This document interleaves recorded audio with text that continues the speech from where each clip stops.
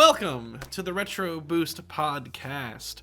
We got something new and fun going on today. We have some new faces, and I'm so excited.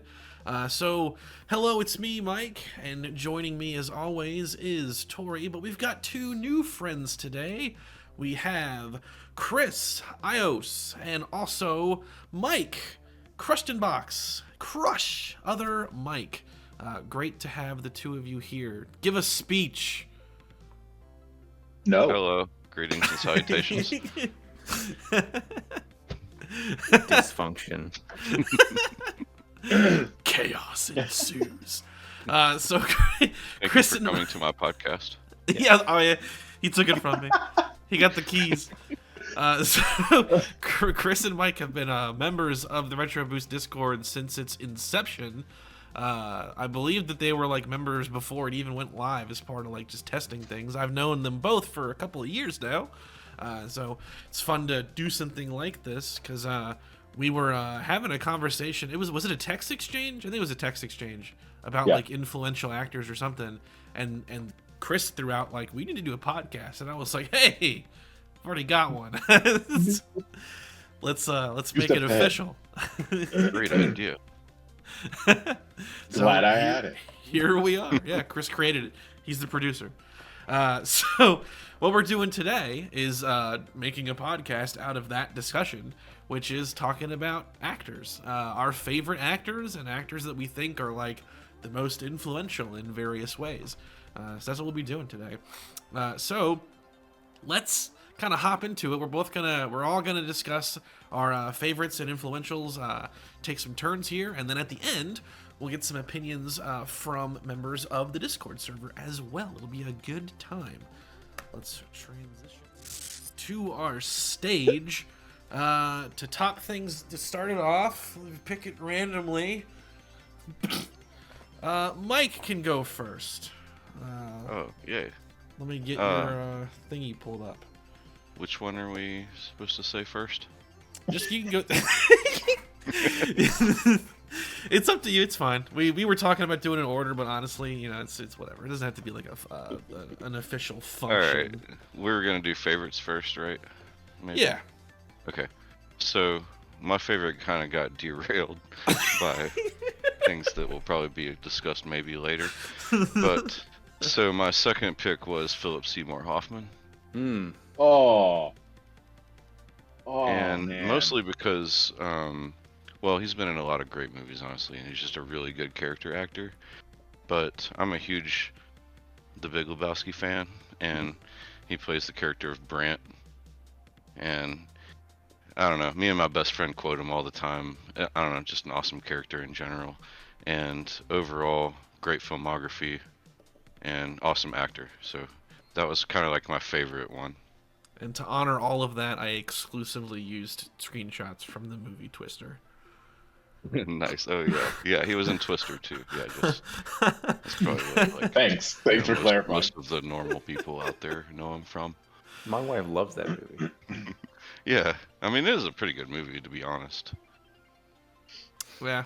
I know him best from being the villain of Mission Impossible 3. Oh yeah, and that's one of the better Mission Impossible movies as well, I would say. But he was in Hunger Games. He was in Boogie Nights. He's in all kinds of stuff. Great actor. So this is probably film blasphemy, but I have never seen anything aside from Twister and the Hunger Games that he's been in. High five.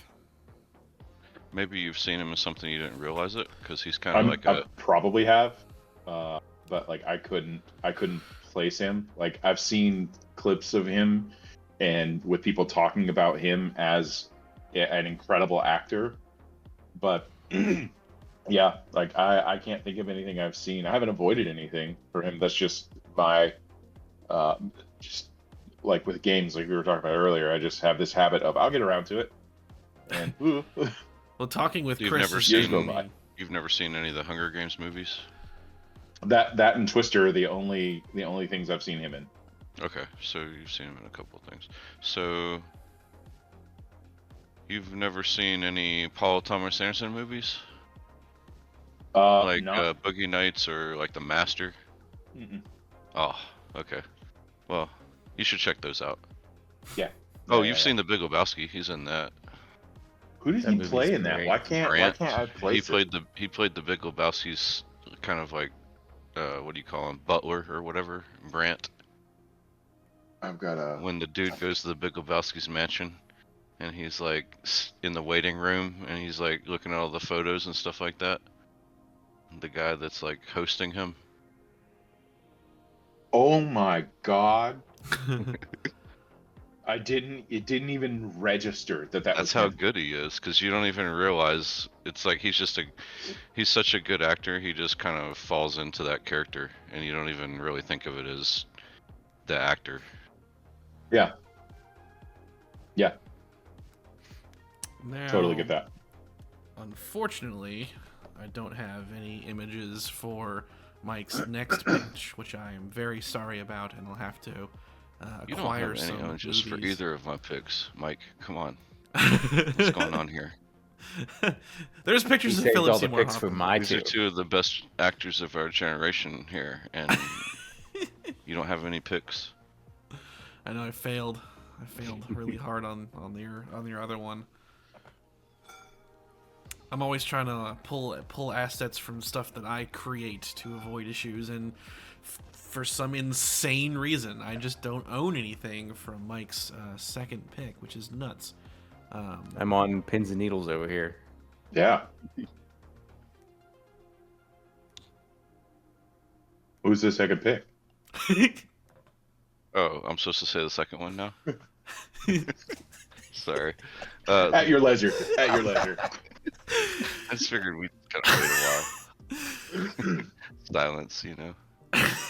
Daniel Day-Lewis would be Okay. my favorite. That is who I thought you were actor, going to talk about. probably the best actor of our generation. I think, like just in terms of like pure skill. And my favorite of his movies is There Will Be Blood, which is another Paul Thomas Anderson movie, actually. And I don't know, he's been in a ton of movies. I guess most people would probably know him from The Last of the Mohicans, but That's where I know him from, mainly, yeah. yeah. But There Will Be Blood and Gangs of New York also. He plays Bill the Butcher. In Lincoln! I have seen Gangs of Yeah, New in York, Lincoln. but I haven't seen anything else of his. This is why I He's love another talking actor that just Mhm. kind of disappears into the role. Like he's actually one of the, I don't know, I was making fun of method acting the other day, but like he's one of the few like method actors that's he's just brilliant. I don't know how to describe it. He's just like one of those like once in a generation actors. He's like kind of he retired at one point and became like a, what do you call it, like when you make clothing. Like he just started a completely different career, and then he came That's back to cool. acting again, and then he retired again, and I don't know, he's just a pretty interesting person. But beyond that, he just completely like embodies the characters that he plays and just transforms into that character, you know, like it's amazing. Yeah. This is why I love talking about film with people, because it makes me realize how much good cinema I haven't seen and want to. Well, There Will Be Blood came out in 2008, which was the same year that No Country for Old Men came out. Ooh, that's a And good those one. were like basically the two contenders for Best Picture of the year. Mm. Personally, that- that year I saw both of those movies and I love both of them. I mean, No Country for Old Men's a brilliant movie, but There Will Be Blood was my favorite that year, and I was kind of disappointed that it didn't win the Oscar. No Country. That was Tarantino, or is that Coen Brothers. Coen Yeah. Brothers? Coen Brothers. Big Lebowski. Yeah, yeah, yeah. It's all circular. Yeah, Yeah. No Country for Old Men. Not to kind of derail on that. I saw that movie. It was played in front of me, and I had no idea what was being put on. Mhm. And I found the villain. I think his name's He's Anton amazing. Sugar. Yes. Terrifying, like Yeah, he's absolutely incredible. terrifying. He's, Yeah. Yeah, he's King Javier Trident. Bardem. Yep. He's King Yeah, Trident in the great Little actor. Mermaid remake. What? What'd you say? He's the king. King Trident, I think is his name. That's the Oh. king Yeah. in the Little Mermaid live action remake. He He's a great actor. Oh man. What a nice Watching a, segue. so What a I was nice watching. segue away from Matt. I was watching a podcast with Javier Bardem, and he was talking about his character. Or no, sorry, not Javier Bardem, but Josh Brolin, and he was talking about his character in that movie. But they started talking about Javier Bardem, and he was giving the story about how behind the scenes Javier was like, "Oh my God, look at my hair," or something like that, because his haircut is insane. But yeah, awesome So character. Daniel Day-Lewis. Yes. What about him is to someone who hasn't knowingly seen any Daniel Day-Lewis films? What's the number one pick? There Will Be Blood, probably. To be 100% honest with you, like There Will Be Blood is a complete masterpiece and probably one of the best movies I've ever seen. Okay. But I would say for someone who hasn't watched Daniel Day-Lewis before, I would say watch Gangs of New York. Okay. What about either of those, and maybe specifically Gangs of New York? Then, would you say is what about him makes him in those roles, I guess, or in those movies, kind of put him in that position for you I don't know. as extremely influential? I don't know. There's kind of just like a command of the screen, kind of like a presence that he has, like a That's charisma. 100%. It's like I don't know. I don't know. It's just like that is the person he's playing. You believe that's a real person. Like you're like, I don't know, captivated by it. I don't know how to explain it. No, I Watch totally Gangs get. of New York. You'll know exactly what I mean. I totally get what you're saying. Absolutely. I should have also. That's. I should have specified something, by the way, Mike. When I said that I don't have, there will be screenshots because this is going to get edited. So rest assured, there are visuals right now with Daniel Day-Lewis on screen for those that are watching. I should have specified that. What I really meant is that I didn't have any in time for us to record because I had to rapidly order a couple of movies. Some of which arrived. Like suggestions of clips, I'm happy to provide those. Yeah, sure. Because like Twister, I was able to get today as a joke to throw Philip Seymour Hoffman in there, but the other stuff didn't arrive in time. I mean, honestly, you say that as a joke, but Twister's actually kind of a cool movie, man. Like that movie kind of rules. Yeah, I love absolutely, that movie. It does. Anything with Bill Paxton is better because he's in it. 100%. That's another actor that should be in that conversation. Yeah. Yes. Completely agree. Speaking 100%. Of Twisters, real quick though, I actually really like that new one. I thought it was. My wife cool. thought it was great. I haven't seen it, but she really enjoyed it quite a bit. My sister's super into that kind of stuff, so we did a whole family thing, and when it came out, and we went because we originally, as a family, funny enough, went to see the original one together when it first came out. So it was kind of one of those kind of deals. But I really enjoyed it overall. I thought it was a pretty respectable sequel. Excellent. All right. Or awesome. I don't know, reboot. It's kind of technically a sequel, I guess, but like not really. It's one of those requels. It's both in a way. It's like in the kind of way that Beetlejuice. Not even that connected. Like I mean, it's kind of like sort of connected. I mean, there's some, I would say, homages or homages. Did a cow fly across the screen? Yeah, I mean, there's stuff like that. That's all I need. Hints to the original movie. That's all I need. But it's like not the same though. It's different. Yeah. It's its own thing, you know. Like it was a different era of thriller movies as well. The '90s is a unique era for sure. Roland Emmerich was mad that he couldn't bring that genre back when Moonfall bombed. I mean, he keeps trying. So. He does. Isn't it Roland Emmerich? What's the other one? Him and some other guy. The director was a different guy for like Independence Day. It was like Dean something. But yeah, Roland Emmerich. He keeps trying to do that disaster movie thing every now and then, but they don't really hit like they used to. Well, they're also just not good. If they were good, it would help. Moonfall was absolutely god awful. It's actually like one of those movies. Exactly. It's actually one of those movies that's awesome, like and just like it's so bad, like it's like beyond bad that it's like it's actually kind of awesome in a way. Like it's one of those like get drunk and have a drinking game kind of movies. Oh man. The fact that there's a scene where they like the moon the moon comes into the like Earth's atmosphere, and they actually like sort of touch it, like they like reach. What? It's Oh, amazing. Oh, We're man, not that being movie's awesome. drowned by the tides. I'm probably actually making it sound better than it is. It's you a are. You're terrible gonna sell movie. people Wow. on Moonfall. You Wow. fool.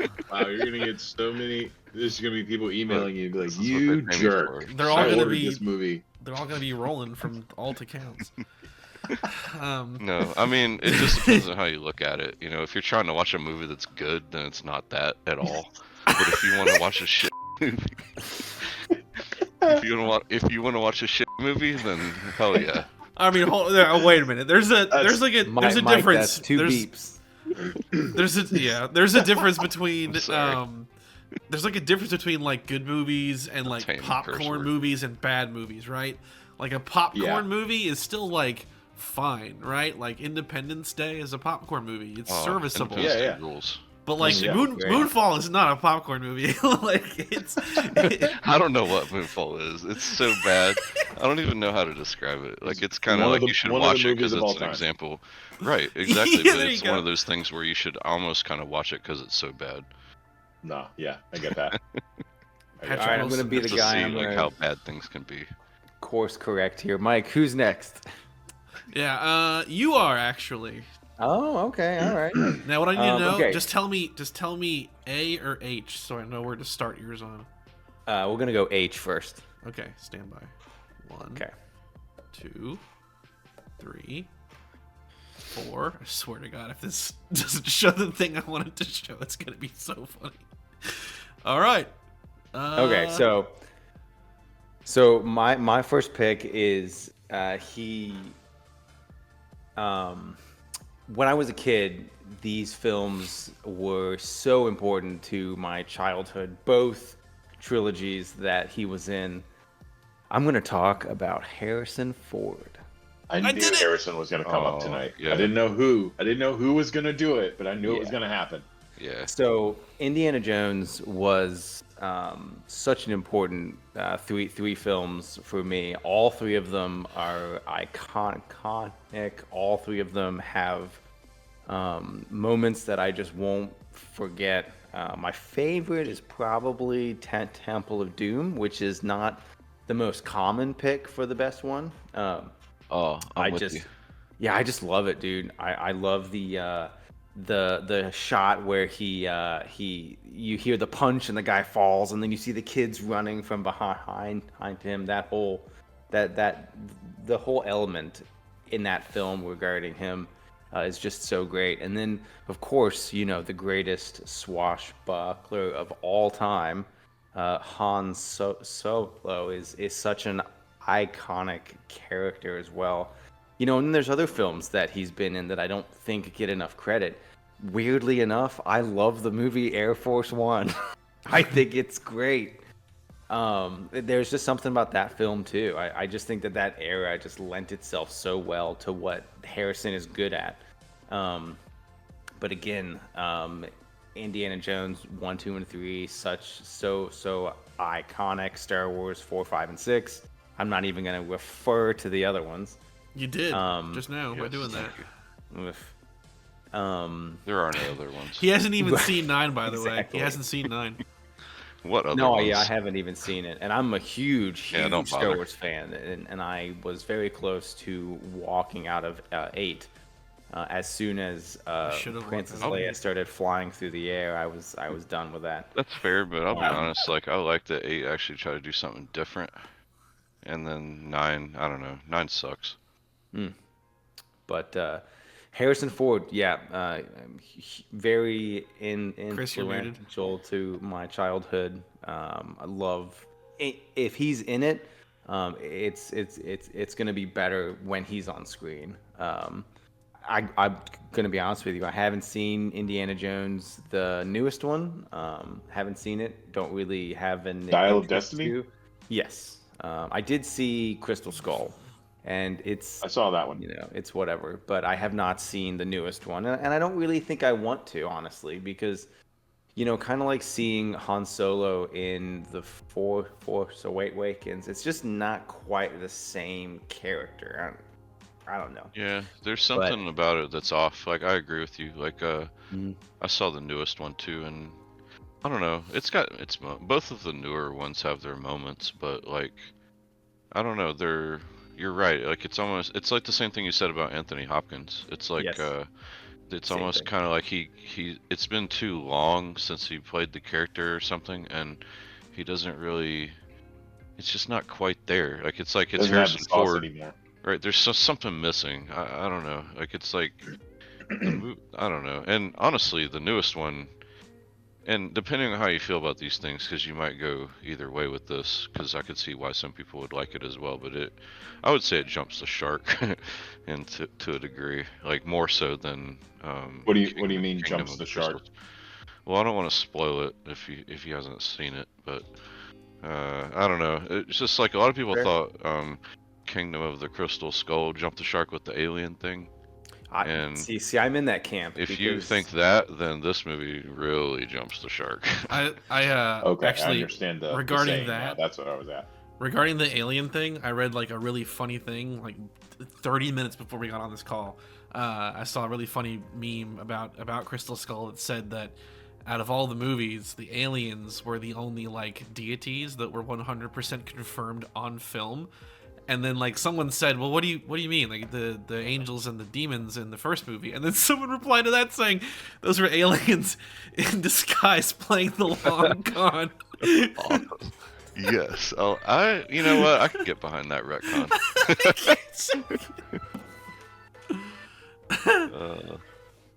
Corey, It's I think so just funny. said that was okay. I was gonna say I think he was just like, "No, I'm leaving." I thought he was too. But you're leaving.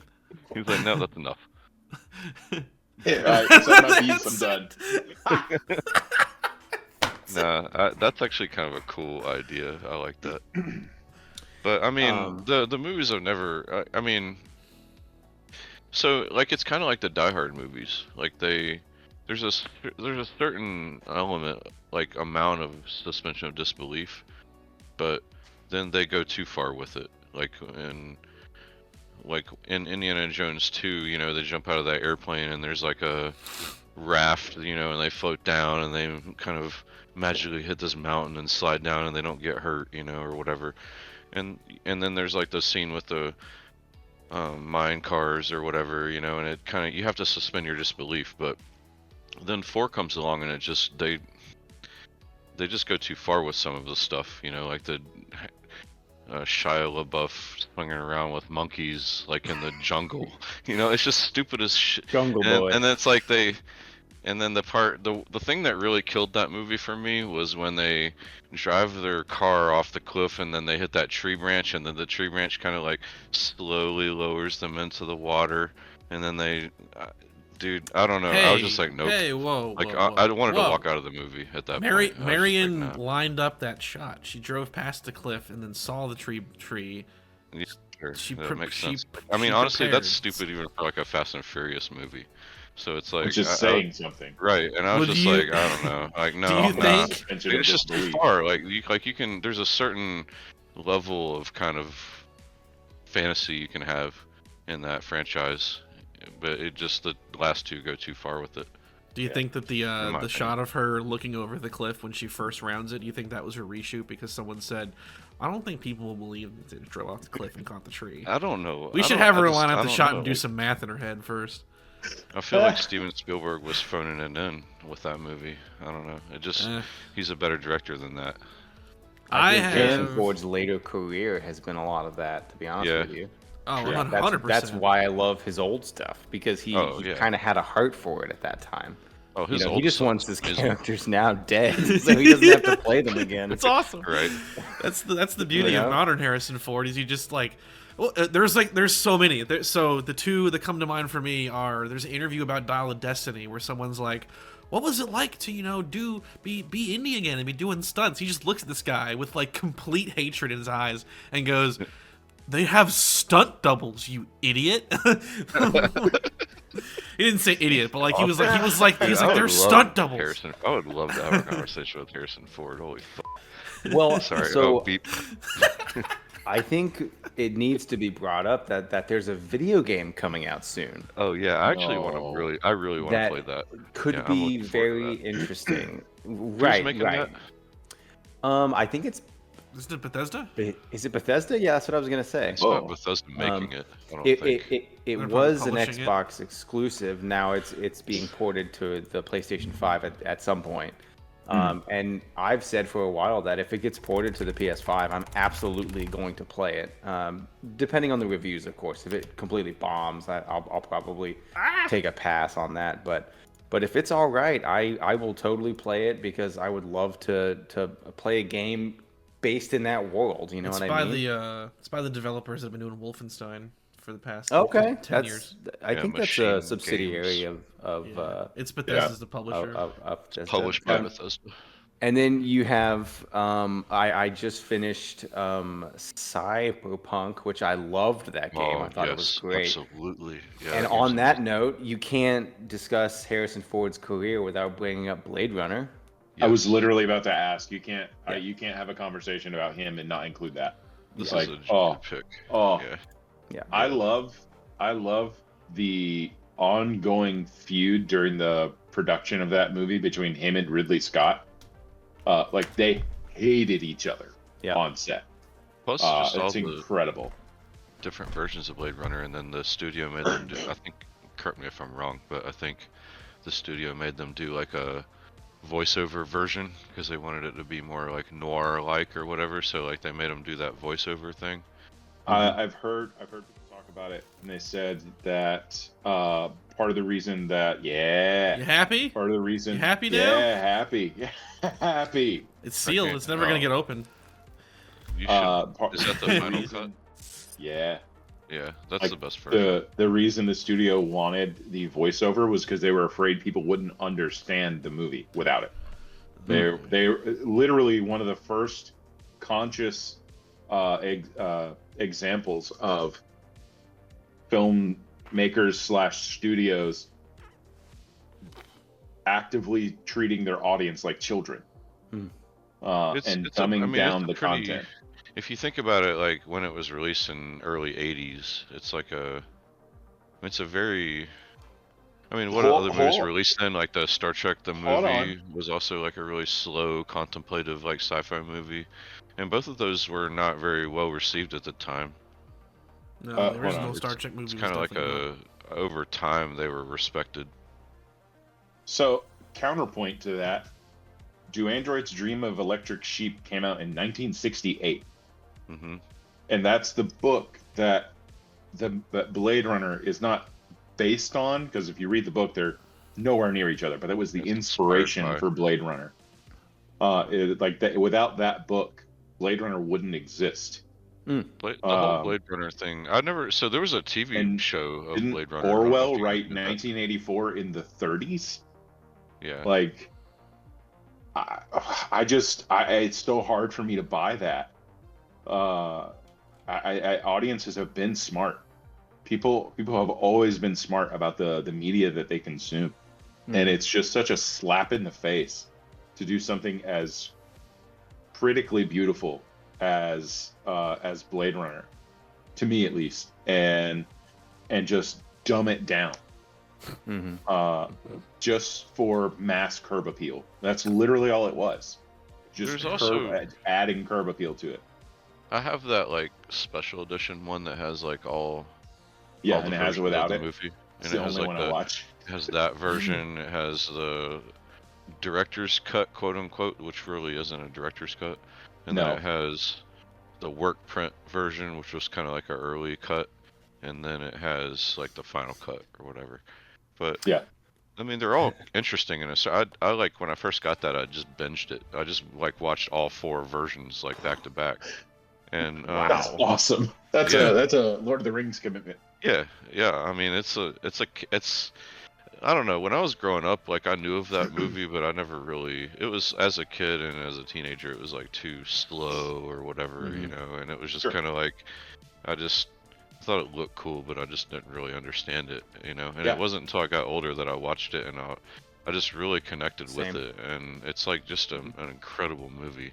It So really is. like, But yeah, Harrison Ford. I mean, there's just so much like even just the imagery in that movie. It's Oh yeah. like the beginning part where he's just kind of like eating noodles at the little thing, and it's raining, and then you have all the neon lights and everything, and it's Such incredible. Yeah, classic shot. Yeah. Classic shot. So yeah, Harrison Ford, one of the greats for sure. Incredible career. So yeah, moving on to it's a good pick. to number 2. This is an actor who, again, my childhood, tons of his films I watched over and over and over and over again. Probably very involved in probably one of the best sequels of all time. Somehow played that's a good one. Somehow played the villain and then played the hero and just crushed. I'm talking about Arnold Schwarzenegger. Yes, I knew it. Yeah. Yes, good choice. Arnie. So yeah, Terminator 1 to Terminator 2 has to be one of the best like flip scripts in the world. I mean, he goes from playing this like incredibly menacing, terrifying machine that just cannot be stopped, take down an entire police station just to find this one woman, like just a Terminator that just can't be stopped, and then flips that and plays this insane like soft protector of this little kid, and it's such an inspiring thing to watch.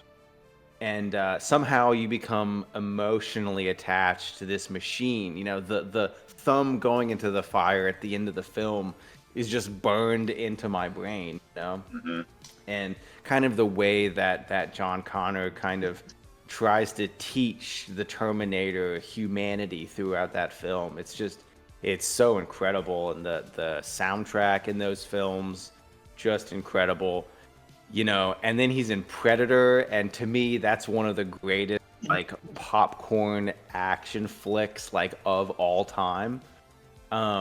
Just great film. And then, you know, one that I think he's in, I wish just got more love, that I just absolutely love, is True Lies. If you haven't seen True Lies, you have to watch True Lies. Love True Lies. It shows Arnold Schwarzenegger's range like no film. This film will make you laugh. It'll make you sad. It'll get you excited. It is just beat for beat a great film. And again, one with a really great soundtrack, really good villain, great cast. James Cameron, so you know it's going to have, you know, really good writing, really good soundtrack, great shots.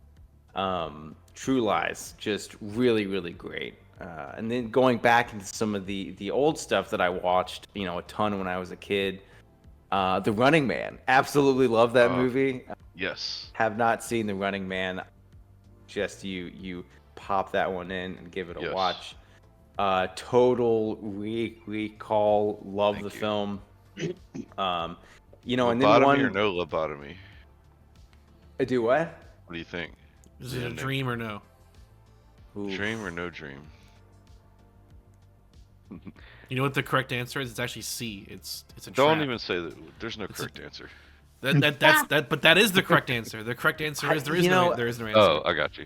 I've always felt that it was a dream, just because the beats in that film are just so like He fell for the like bait. out there, you know, that sort of a structure could only come from a dream, where things are just being grabbed from every space, you know. Well, it's like also it's literally what he chose when he goes into the Total Recall thing.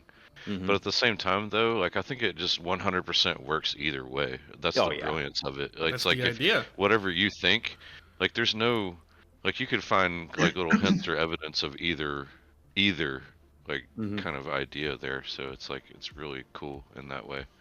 Yeah. And then just two other films that I have on here that I want to bring up. One, so whenever I watch films with my wife that she hasn't seen before, that I saw a lot when I was a kid, that I keep telling her are great, I know that they're actually not any good when she turns to me and says, "You liked this when you were a kid." That's the subtle tell to tell me, "Dang, does this movie suck?" Nah, it doesn't suck. not good. But End of Days is that film. End of Days. That's I don't know like that one. with Rafe Fiennes. Yeah, I Oh, That's not a love bad that movie. That's an I awesome love movie. Ray Yeah. Fiennes. That's one of the Yeah. that's one of the most underrated cyberpunk movies ever made. It's Yeah. awesome. Yeah, That's a great movie. Yeah, it is. Catherine It is Bigelow, great. great Yeah. director. Yeah, that movie's awesome. That's not even a bad movie at all. Right. I think more like the computer generated effects are not very good. For Wait a minute, the ended- few, I mean, it was times that made you in, like, have them. late '90s. Yes. End of days. Yeah. You talking So about the 6th day or the end of days? the End of Days, or End of Days. Wait, with Arnold Schwarzenegger. Yes. Oh, There's- okay, my bad. Sorry, I was thinking of a different movie. well, I think But that- and then Collateral Damage is a good just action flick with a great story, great revenge plot. Kind of your more baseline experience with what he kind of brings to a film, but yeah, loved a lot of his stuff. Terminator 1, Terminator 2. Not really gonna bring up anything out after that, just because But Turbo Man or and then- Jingle All the Way. What? You're not gonna talk about that? my experience with Nobody him is likes much more Booster. into the Predator, Terminator 2, True Lies. Yeah. I mean, I watch True Lies multiple times a year. Check that good movie out because it has the soundtrack in that movie does absolutely not fit what the film have is. to- It's great. It's I have to really read really good, this. but it's incredibly operatic soundtrack that gets your blood going. And this is like a spy comedy. You don't expect that to be it. No. Yeah. Yeah. But I need you anyways, to- yeah, I that need you to that is hear my this. 2. Harrison Schwarzenegger, huge fan. So here's where we'll end it with Schwarzenegger. So I had to look it up because we were getting some movies confused there. There's the 6th day, which is the sci-fi one, and then there's End of Days, which is the devil one, both Yes. with Arnold. So just Yeah, perusing that's not the bad. I was thinking of a completely different movie. yeah, but here's the thing. I'm glad that we got them confused because I wouldn't have found this bit of trivia. In 2016, actress Miriam Margolyes complained about Arnold Schwarzenegger's behavior on set for End of Days. In 2022, Margolyes reported that he farted in her face while on set.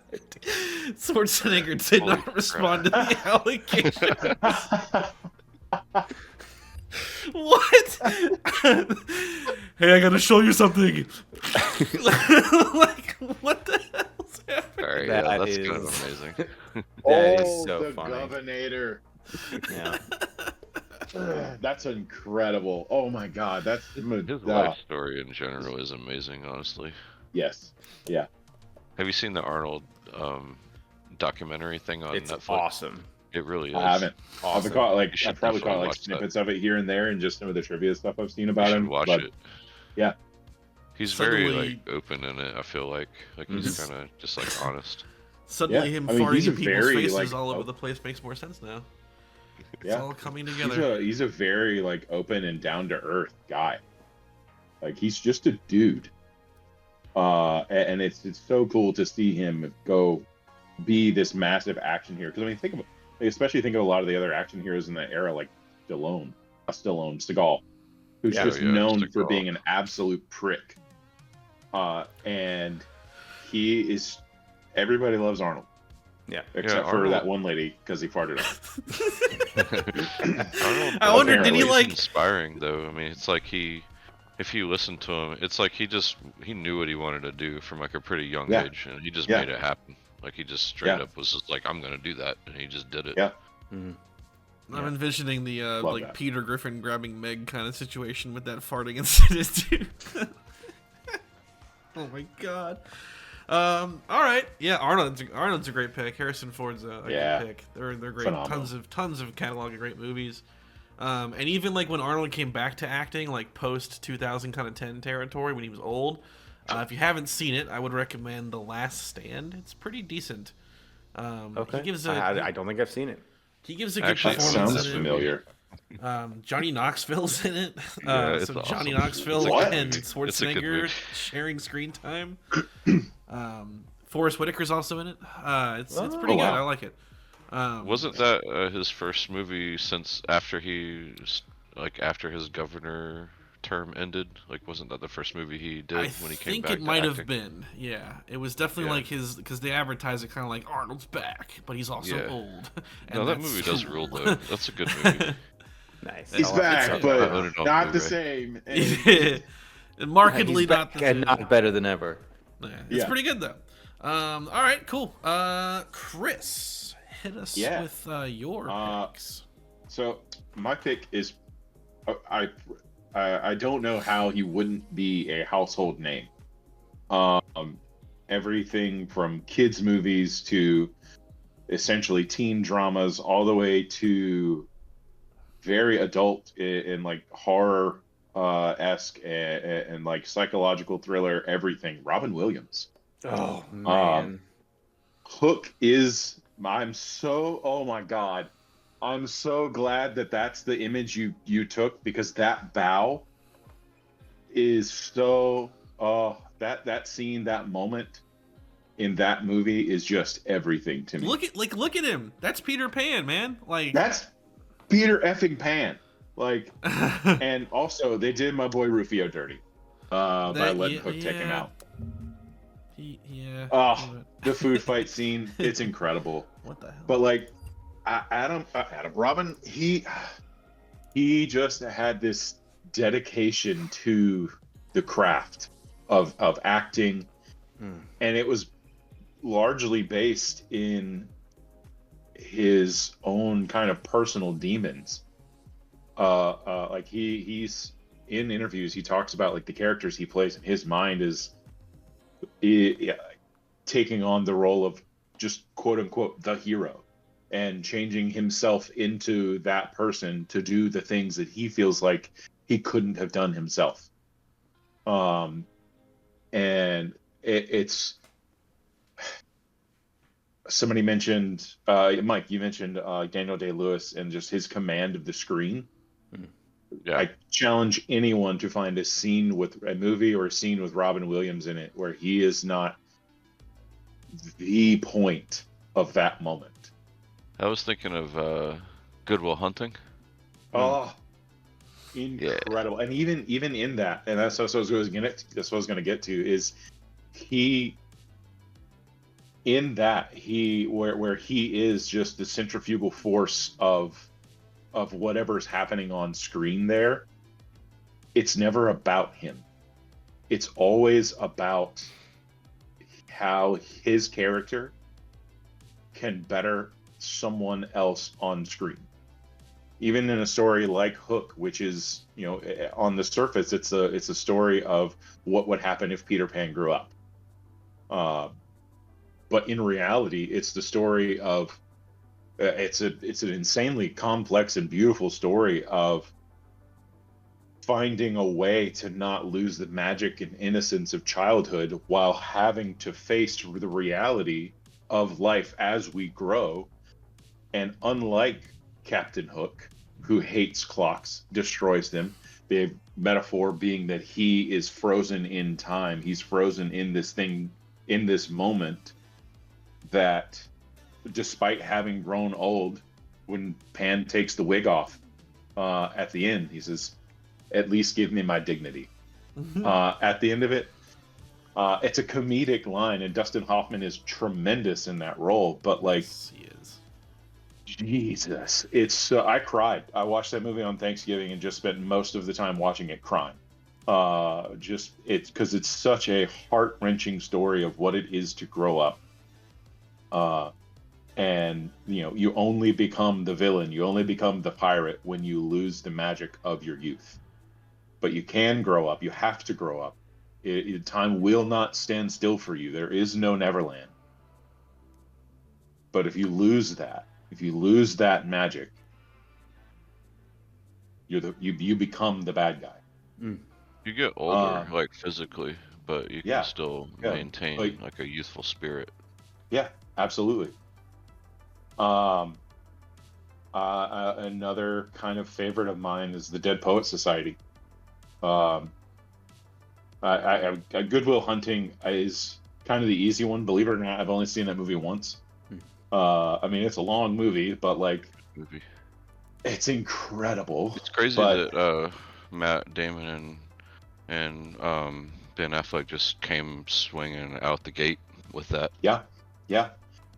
They went to Robin because they knew they needed a name to sell to the studio because they were nobodies.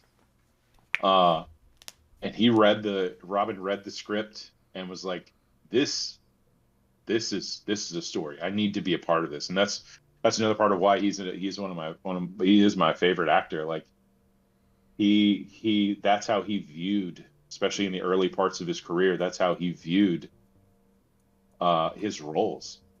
Aladdin in what was it 92, 94 made over $500,000, not adjusted for inflation if I recall correctly, but over $500,000, and he specifically only took 75 grand to play as Genie in that, because he wanted to be at the forefront of animation and what it could be in the film industry. I also look at things like Mrs. Doubtfire. Another story where on the surface it's just another goofy Robin Williams family comedy, but in reality it's a really hard story. It's a dad who wants to spend time with his kids.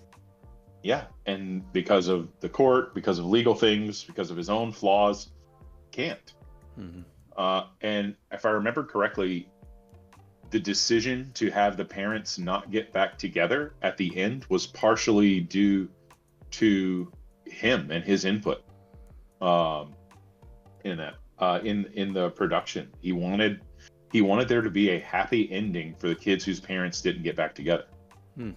He wanted that message to be there for those kids, because I think at that time he was going through a divorce with his first wife, and he had a kid from that marriage, and he wanted there to be an example for not only his kid, but other kids going through the exact same thing, that like your world can be broken and shaken up, and you might not have the funny guy dress up as, you know, a British nanny to get you through it, but you will get through it, and things can get better. Things will be better. Oh man, I meant to rewatch Good Morning Vietnam to refresh it in my memory, but I didn't get to it. We were talking about Ethan Hawke earlier, but in Dead Poets Society, and his interaction with Ethan Hawke when he makes the students recite their poem in front of the class, and you know, Ethan has that moment where has everybody seen Dead Poets Society? I have not, actually. Nope. Cool. No seen spoilers. It, but it's been a very long time. Sure. Mike, have you seen it? I have not. Okay, so no spoilers. But Ethan has this moment. This is not really a spoiler thing, but I'll stay away from the spoilers for you guys, because that movie is well worth the 2-hour runtime. Yeah, I remember it being good. Ethan Hawke's character is very timid, very shy, and there's not a lot that's actually said about the things that he's going through, but it's very clear to Robin Williams' character, who is the English teacher at this boarding school, that there's something in Ethan's character who he views himself as broken and wrong, and just everything about him is just incorrect. Ethan's character is literally coming to this new school in the shadow of his brother who just graduated. And I grew up in a pretty similar situation to that. And that's probably a lot of why that really sticks to me now that I'm thinking about it. Oh boy, I'm gonna talk to my therapist soon. But he has this moment where Ethan's character, he's actually put in the work to write this poem, but he is so afraid of doing it that he just throws them away. And he gets into class, and they're supposed to be doing this, reciting their poems for everyone. And Ethan's just, I don't have one. I didn't do the assignment. I didn't. And he's like, I can't remember the exact context now, but he helps Ethan finally break his shell and realize that he can do things that he couldn't do or didn't think he could do. In this context is write a poem, have something come from within him that is beautiful and good and wonderful. And he's this inspiration for the other characters, which are all young boys on screen, that are trying to figure out who they are and become more than the shackles of tradition and even, you know, like the privilege of being born into wealthy families and the kind of bubble that puts you in. Be yourself, think for yourself, do the things that make you you, live, carpe diem. And that the scene,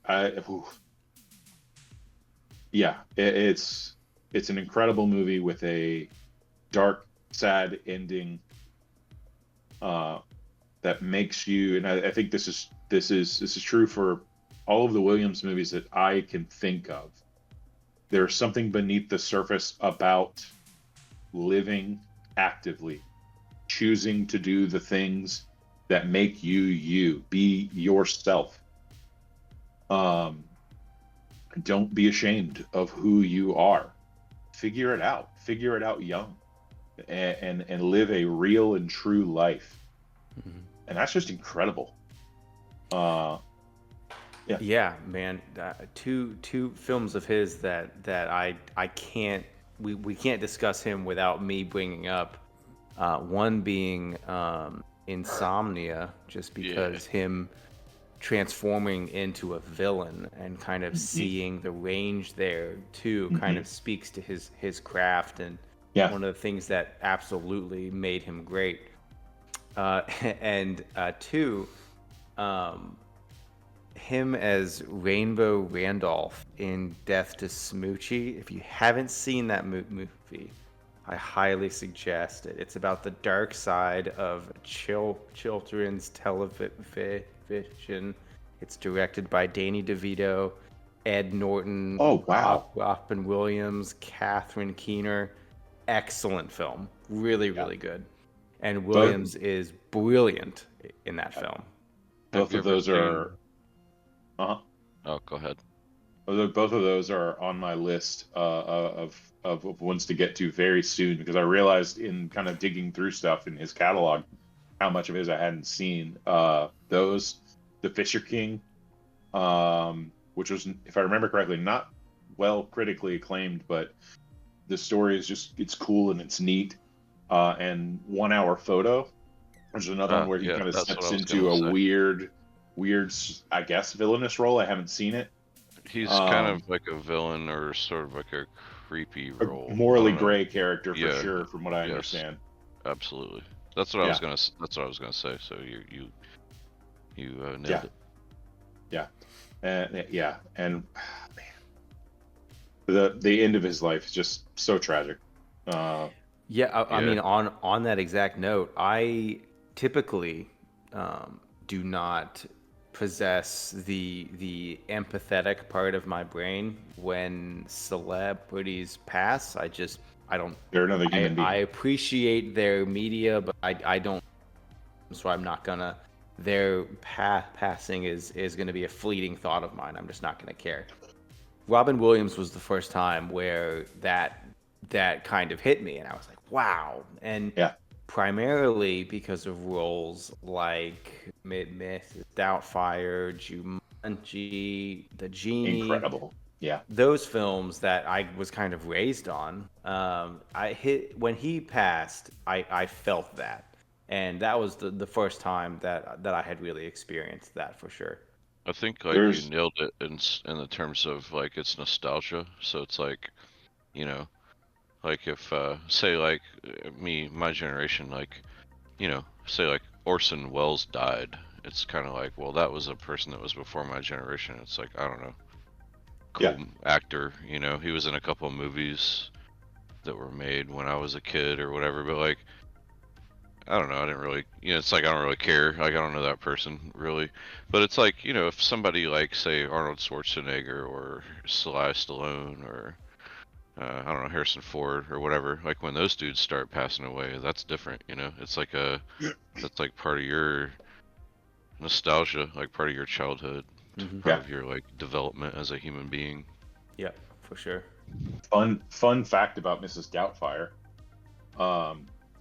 Robin was kind of given free reign to ad lib and improv as much as possible in that movie. He was known for dozens of takes for every scene already, but Chris Columbus, especially with the kind of rapport that Williams developed with the kids and on set and everything, he was like, we need you to do your thing, dude. They set up like for every shot they had like 3 or 4 extra cameras just on the rest of the people in set for their reactions for what Robin's insanity would bring out. I think all told, if I remember correctly, it was somewhere around 2 million pounds of film were used for the production of Mrs. Doubtfire. Wow. Chris Columbus at one point wanted to put together a sort of well,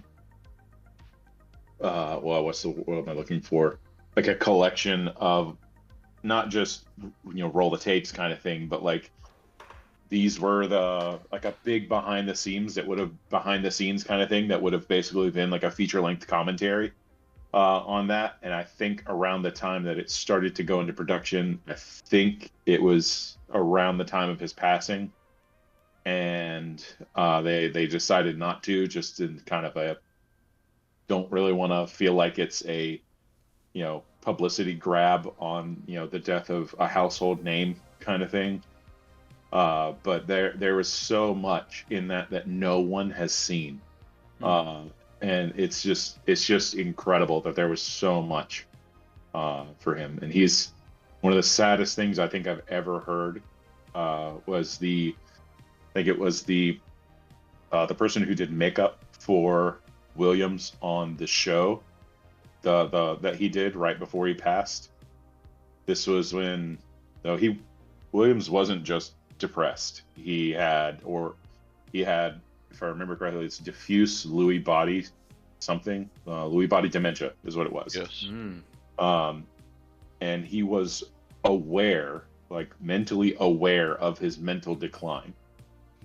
And the person who did his makeup, she went in an interview and she was talking about it, and she was like, he would end nearly every day of shooting just weeping in her arms, just as he knew in his mind that he wasn't who he used to be.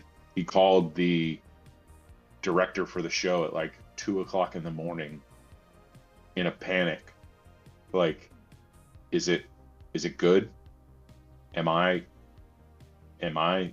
still funny? Can I still do it? And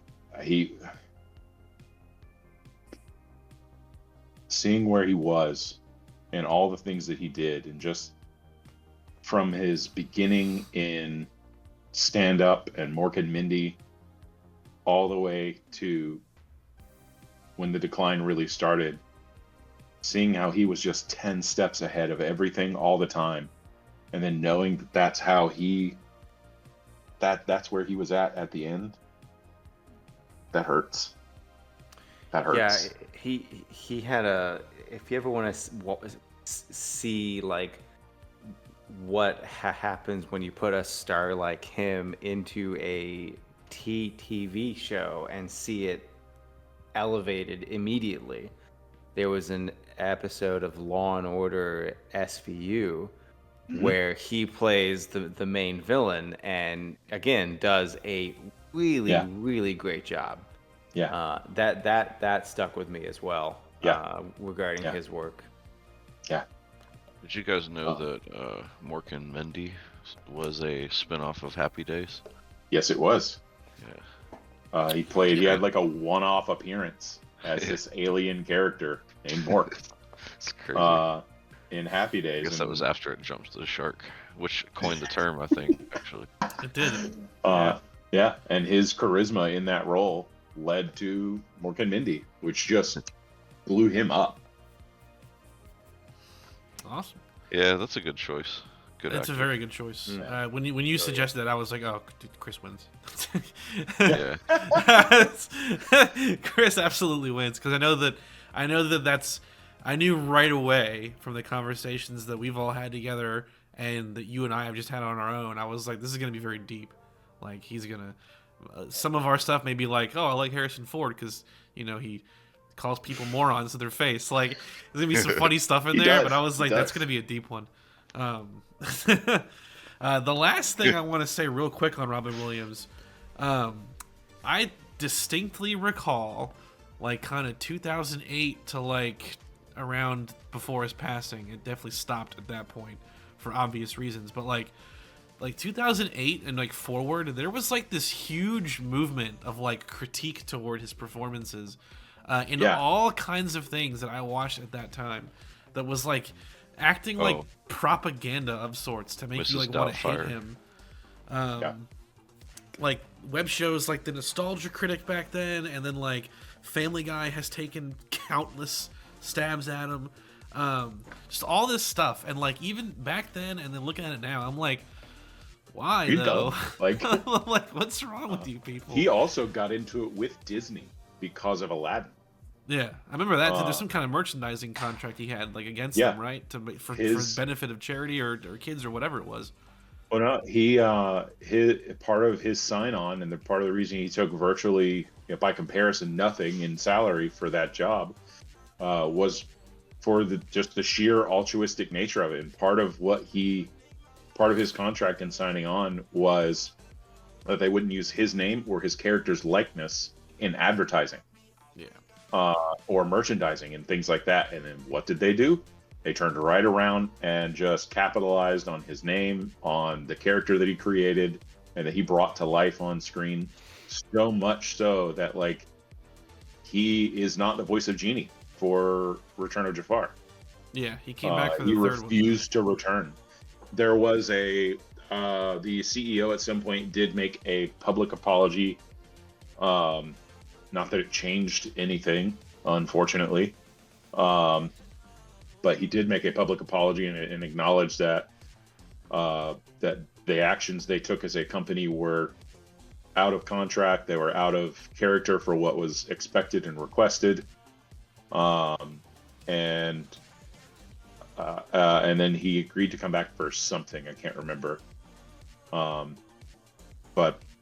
But yeah, there was a whole big to do about it, and he was like, he was like borderline taking Disney TM to court.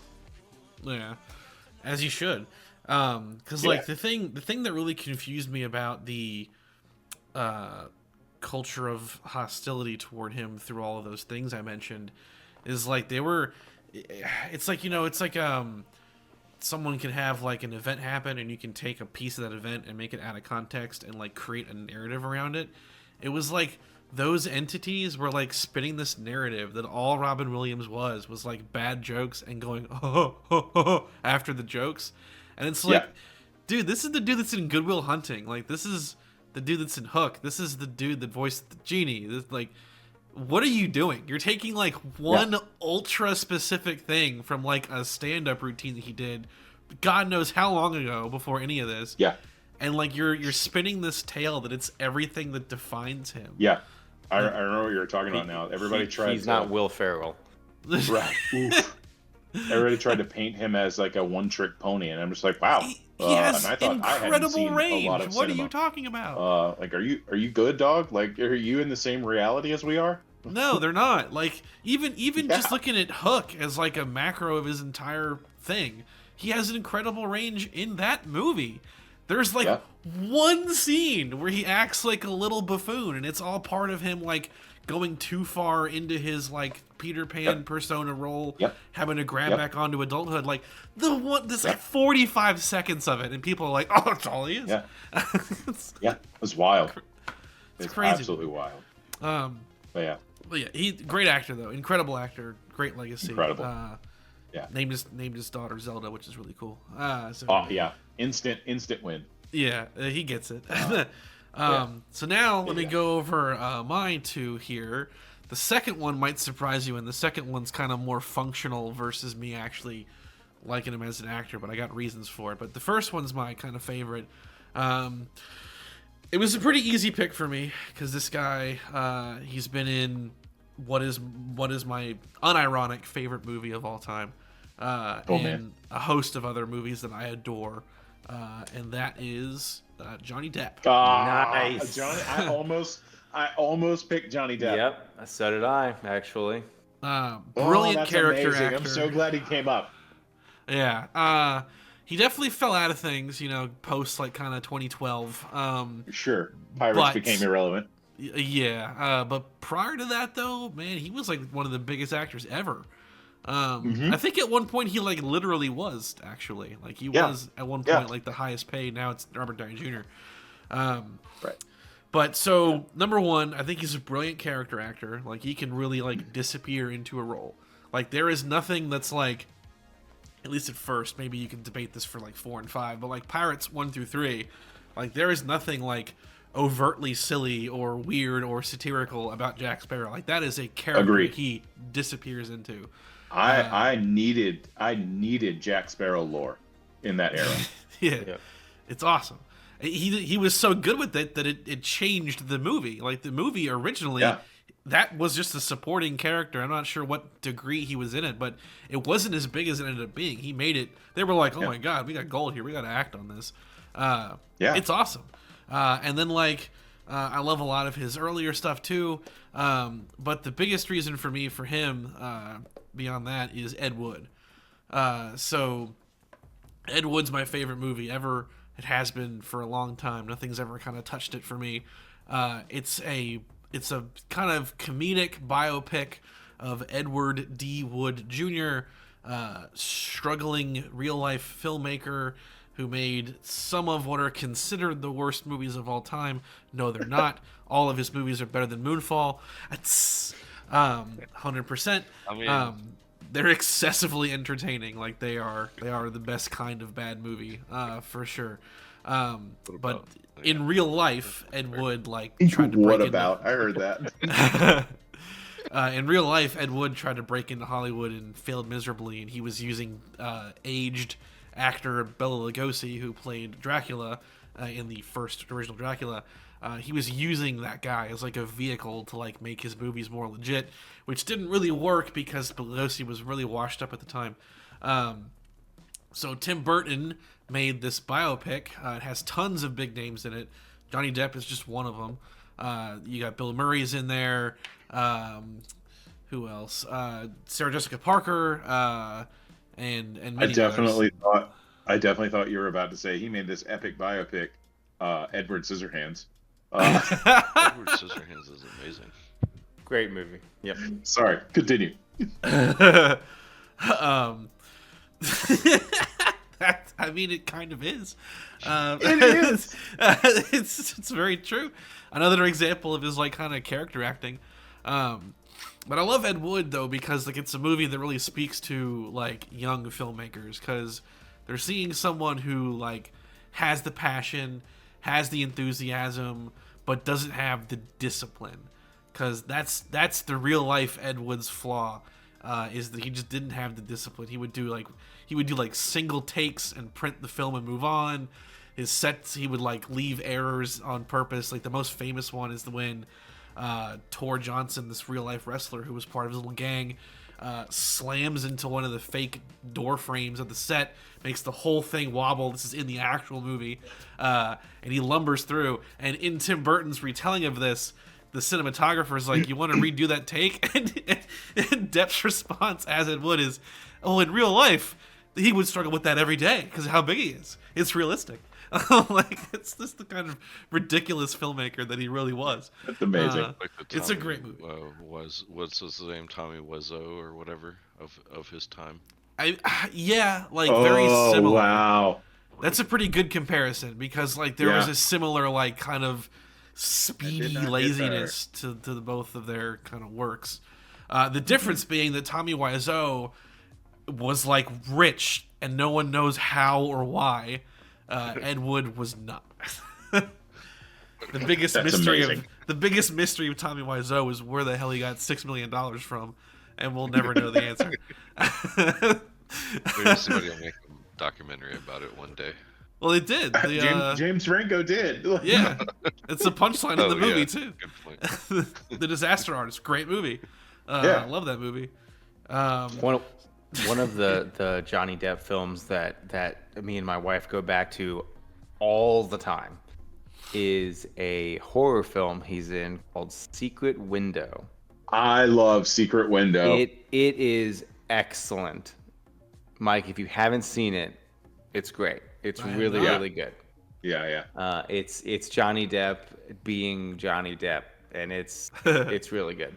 Really, really good. The other I one, can't remember the character's name, but the character he plays in Fear and Loathing in Las Vegas. Oh yeah. That's another just insane, awesome movie. But like him in that role, if you didn't tell me it was Johnny Depp, I would know because of his face. But like if I didn't know Johnny Depp, if that was the first movie I saw him in, I would not imagine him as the same person that did Secret Window, that did Jack Sparrow, that did he do Sleepy Hollow? yeah. Oh yes. That's a good one too. That's another great one. Chocolate, Christopher Walken. or Chocolat, however we want to say it, however art Chocolate history we're feeling. Factory, because he was Willy Wonka. No. Oh boy. That was the start of the You decline. know, what that was. You know, in Fear and Loathing, he does. It's not just a character. That's Hunter S. Thompson. Yep. the author. Yeah, it's a real Yeah. thing. Yeah, that movie's great. Incredible. The last movie of his I want to mention is also another one of my favorites. It's called Rango. Oh yeah, dude. Yes! The animated one. That is like one of the man. darkest Nickelodeon movies ever made. I can't think of any Nickelodeon movie that has multiple references to death and then a character who says like, "By all the powers in the black pit, I'm going to send you to hell." It's like, oh my god. But Depp is great in it. That movie has an incredibly interesting making of because motion capture has become like a really common thing for animated movies nowadays. They didn't. I don't know if they did. Well, I think they did, but they actually did like on-set, like set rehearsals for that movie. So like a lot of the scenes in that movie, they actually built like little crappy sets, and the actors would physically do the scenes. That's cool. As like a method for like recording some things, but mostly rehearsal and like to get into their characters and stuff. You can see in the making of, like they act out a lot of them in costumes and everything. Like it's really That's awesome. interesting. And like the clips that I've seen, I do not recall them having any kind of motion capture gear on. So I think it was either just for rehearsal purposes to get into it, or maybe they were recording voice lines that way for some of it at least. It's hard to say, but excessively interesting. They had a term for it. I forget what they called it. But it's really funny to watch. Great movie. Really recommend it. My dad and I. It's like one of our favorites. We make references to it all the time. I think one of my favorite punchlines is when they roll up dressed as like stage actors. It's this whole thing. He's like, "We are a band of wandering thespians," and I think I could be wrong, but I'm pretty sure it's the same guy that played Captain Barbossa in Pirates. But he's like thespians. That's illegal in 7 states. Like it's so funny. It's like so much great stuff in that movie. It's a good time. That's amazing. Now my other Phenomenal one. pick. This is gonna be kind of a weird one, but again, I have a reason for this, so I think I'm on it. Ryan Reynolds. So I've seen a lot of his movies. I've seen some of his more dramatic stuff. I've seen some of his serious stuff, and then obviously Deadpool and his comedies and whatnot. He's definitely not one of my like favorite actors in terms of like Sure. you know, his name wouldn't necessarily draw me in. But I think that he's incredibly influential for what he did with Deadpool. Not the performance, not by any means the performance, although he does nail the character. It wouldn't have worked without him, firstly. Yeah. It's the idea of someone doing everything they can to enact on their passion role. Because that started something. I would debate that if it wasn't for Deadpool, we wouldn't have gotten, like, say, Henry Cavill as The Witcher. Obviously, Hugh Jackman wouldn't have come back to be Wolverine. We also wouldn't have gotten Channing Tatum to finally live his dream of playing Gambit. Oh, And yeah, these are all superhero things, but it could have been anything. Like, I think it started something like within the industry that like a lot of passion Wesley Snipes projects coming came back. Yeah, Wesley Snipes being Blade again. Like, I think that there's only one Blade. well, apparently there is now. Ooh. Yep, that's right. He Second spoke it stage into left. existence. Because like that, him doing the first Deadpool was like a real long haul. Because it wasn't just like, hey, can I do this? Here's money. Yeah, let's do it. Like he had to like pitch it, and like they had like a CG animated version of this exact opening scene that was used as like this proof of concept thing that they then had to finance, and apparently Hugh Jackman had to help him finance a lot of it. Like it really was like a passion project, and its success set this precedent. Like, oh man, that's kind of cool. Because then Henry Cavill, huge fan of The Witcher. He was like the on-set voice of reason that they didn't listen to. Like super passionate, got to play his character and nailed it. And now he's doing his Warhammer 40K thing. And then you had Hugh Jackman come back to be Wolverine and do it the best he's like ever done it. And then like Really? they were grabbing on to all kinds of people to be like, yo, you want to come back and do this? Like, come on. Like it's really cool. I love what that has set into motion within Hollywood. I think that we're seeing a rebirth of the idea of a passion project. Is like what that started. Yeah, 100% agree. I love it. Yeah. Not to mention that he had to play that terrible version of Deadpool first before he could Oh kill man, Deadpool. Yeah. what a sad moment! What a sad moment! That entire movie is just one sad That moment. movie sucks. Just Yeah. I got a question about that movie. Do you think that before he's Deadpool, big quotations, and he's still Wade, is he a mutant that has powers, or is he just that skilled with swords that he can cut bullets in half like a helicopter man? Like I didn't understand that. Like is that his mutant? Is that his mutant power? Is like to filmmakers do that? did not understand the character. No, they did not. Because Yeah, like I'm not even gonna try to answer that. I have no clue what. That movie has all kinds of crap just thrown in there. Just kind of like, Yeah, just oh, 'cause. that's a cool power. we Give can them do that. this they had legally, technically. We can. We have the money for it. Fox gave us all the money. I think like Emma Frost randomly. I think that's the movie where she just is like randomly Oh, one of the God. kids in the cage or whatever. Yeah. And it's like, but they then create yeah.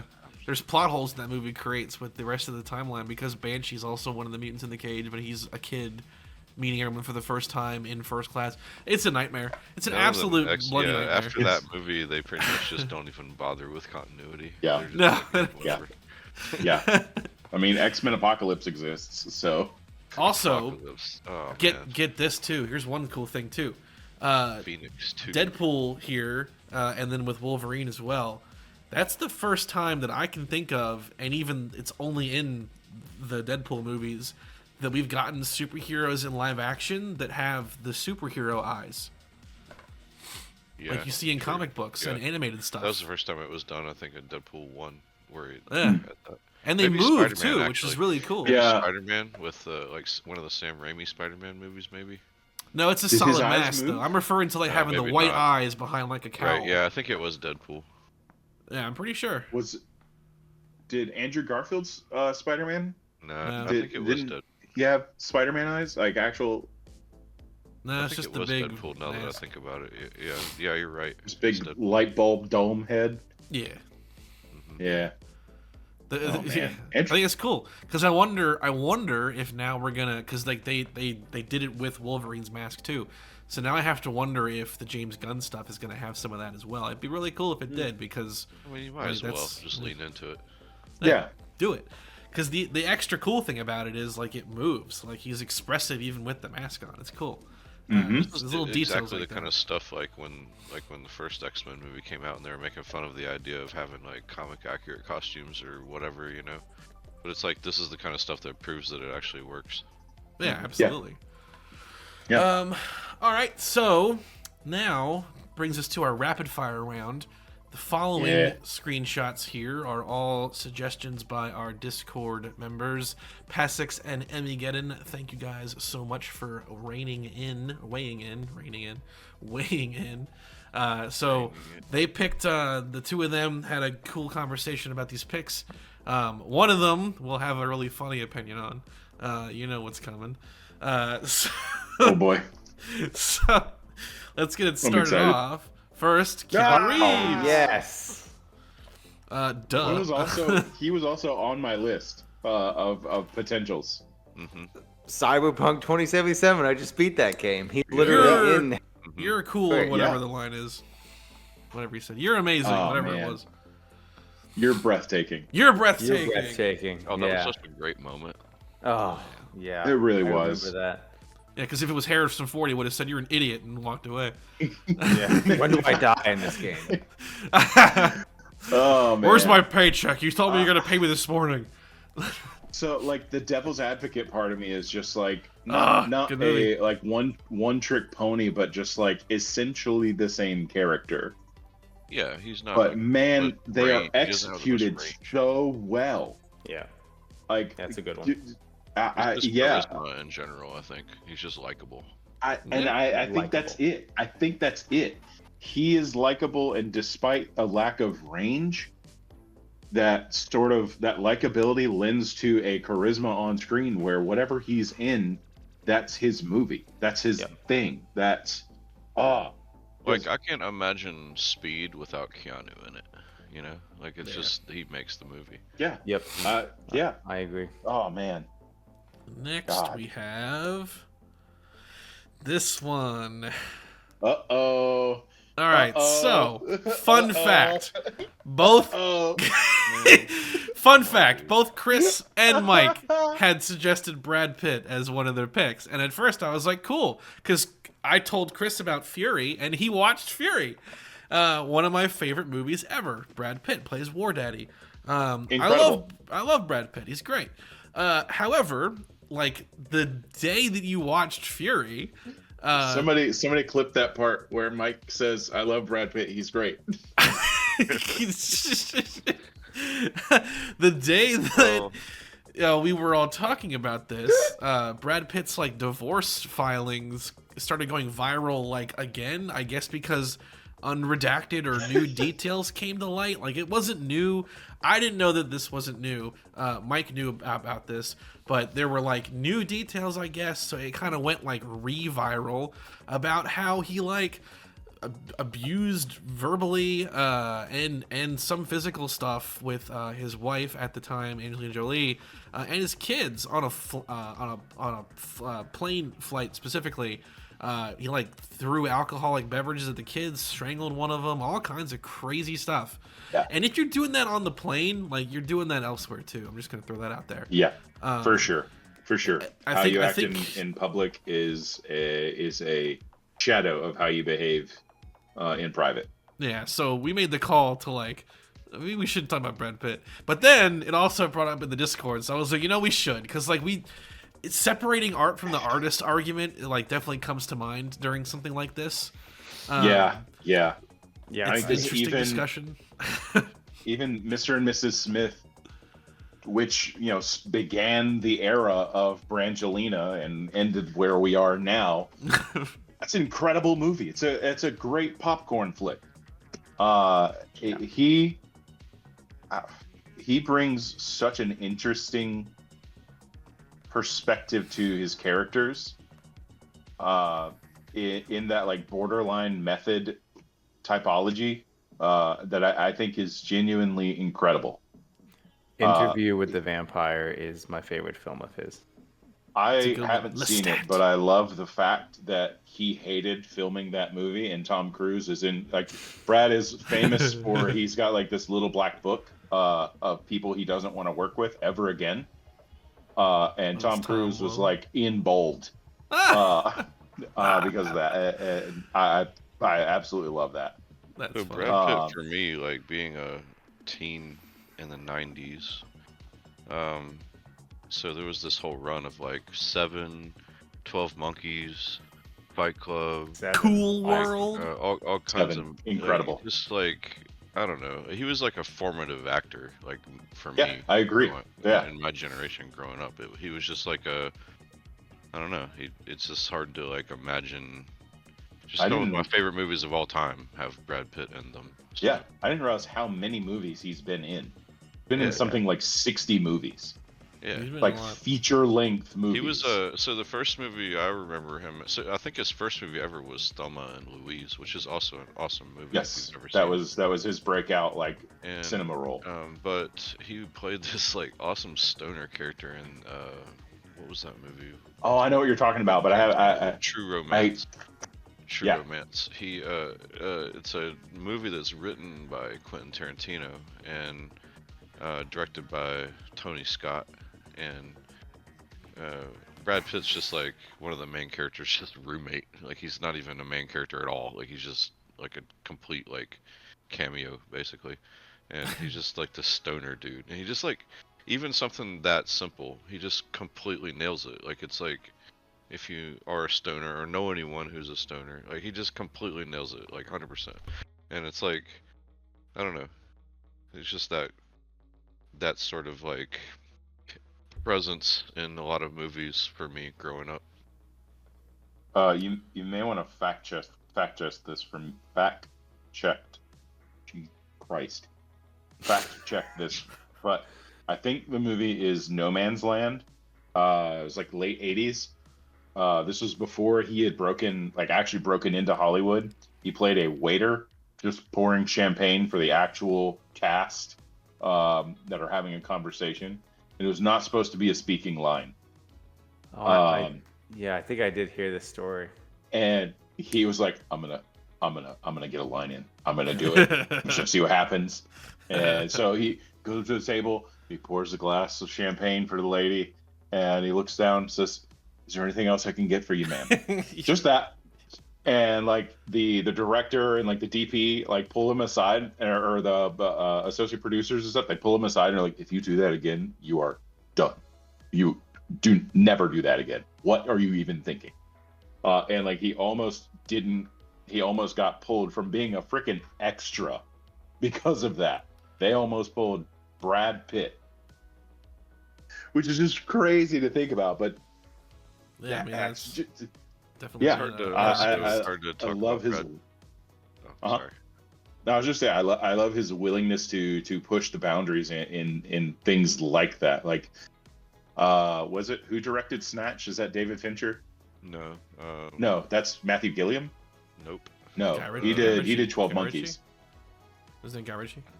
Guy Ritchie. Yeah. Guy Ritchie. He saw something that Guy Ritchie did, and like wrote him a letter and was like, "Yo, I love the stuff that you're doing. If you've got a role you think I'm good for, can you just holler?" What's Kind that of thing. thing? I just want to get involved with you. I love his tenacity in going after roles like that. I want to be on an island with Madonna too. Hey, maybe. Next yeah. up, Oh, Oh, just real quick though, you can't talk about Brad Pitt without talking about Fight Club. yeah, we yeah. can. Well, we Yeah. don't. You don't talk about Fight Club. Oh well, that's a good. Yes, Actually, that's a rule really one good and point. two, Never mind. Mike. Uno Fine. reverse. Look, I'm a rule breaker. All right. Like I don't like. Yeah, rules. yeah, you're three He's beats a in. renegade. Well, you could actually save that for the Edward Norton thing. Actually. Yeah. Oh boy. Flip it Oh, Yeah, that around. was boy. another But, honorable mention. Edward Norton. Kevin Smith and Jason Mewes. Incredible duo. Yeah, love Clerks. Love the stuff that Kevin James. Yeah. Oh my God.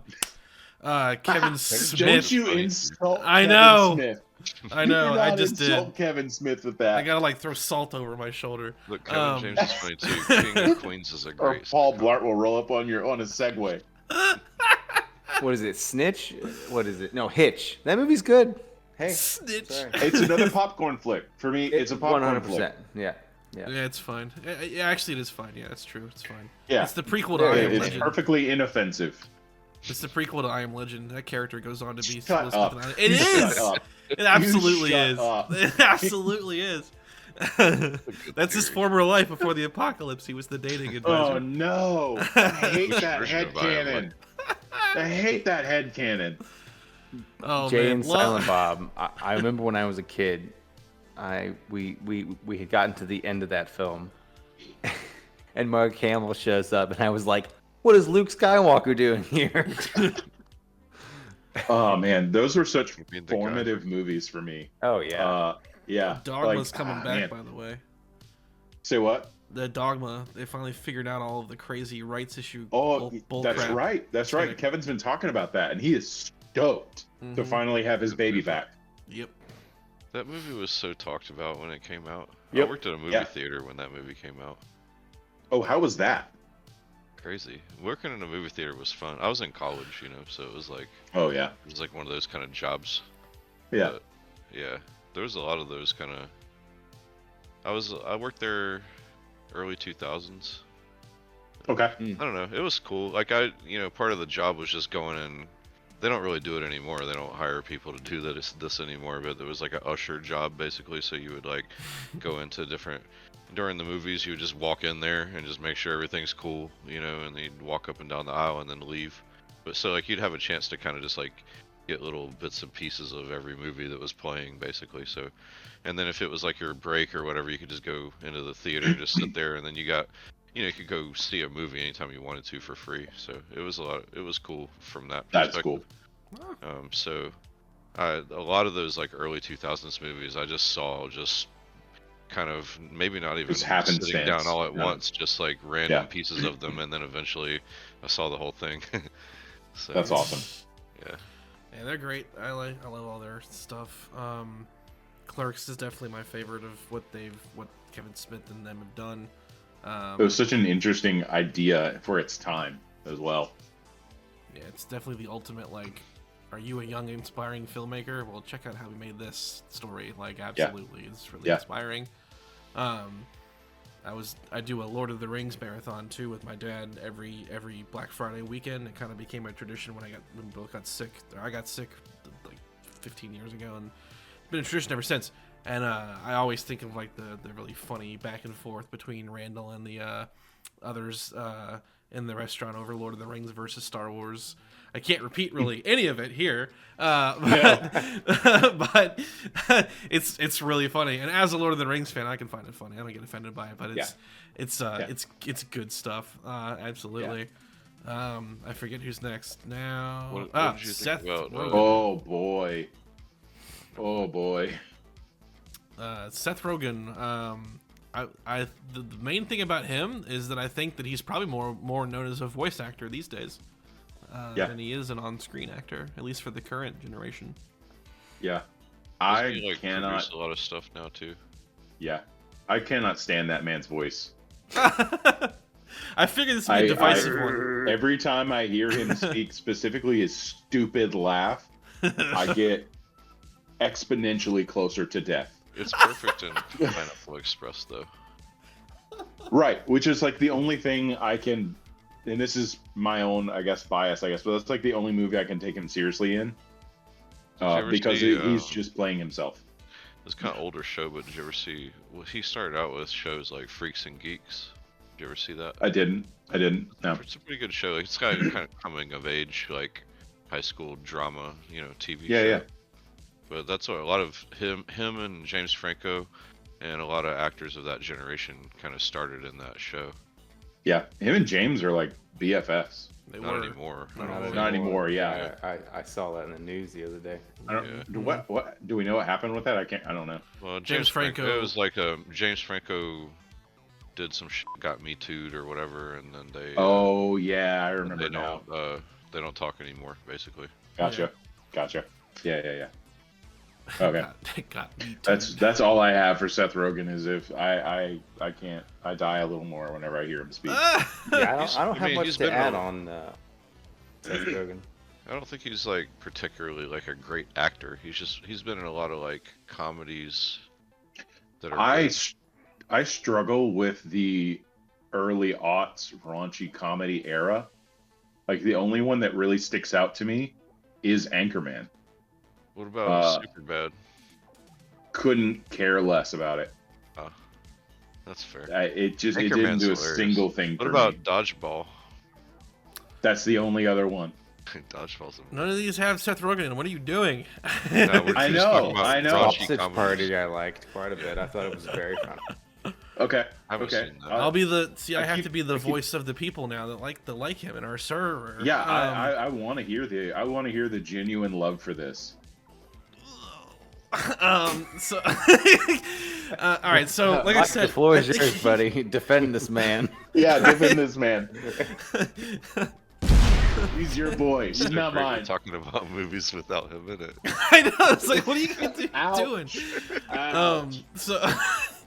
So, I think that he's the kind of actor that, like, when it works, and when it doesn't, it super doesn't. And like the screenshot that I've taken this particular image from is from Green Hornet, which is objectively a garbage movie, but I like it a lot. And I think personally, I think it's one of the ones where it kind of works. It doesn't consistently work, but like he's got a handful of pretty spectacular moments in it. And then like I know him more for his voice stuff. Like he's the voice of Mantis in the Kung Fu Panda movies.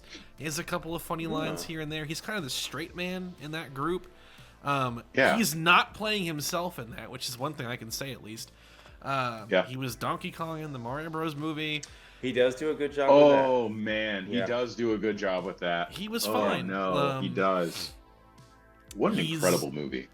A lot of I loved it. today's kids will know loved him it. as Pumbaa from the Lion King remake that I think didn't need to get That- made, and they should all go to prison for doing that. That makes that. Oh boy, that hurts Somebody me. watch that. It's just That it's hurts my why they soul. The old animated one is great. Yeah, Yeah. there's no need to Yeah. remake it. It's just weird. Yeah. Money. It made a. It's funny the duality of man.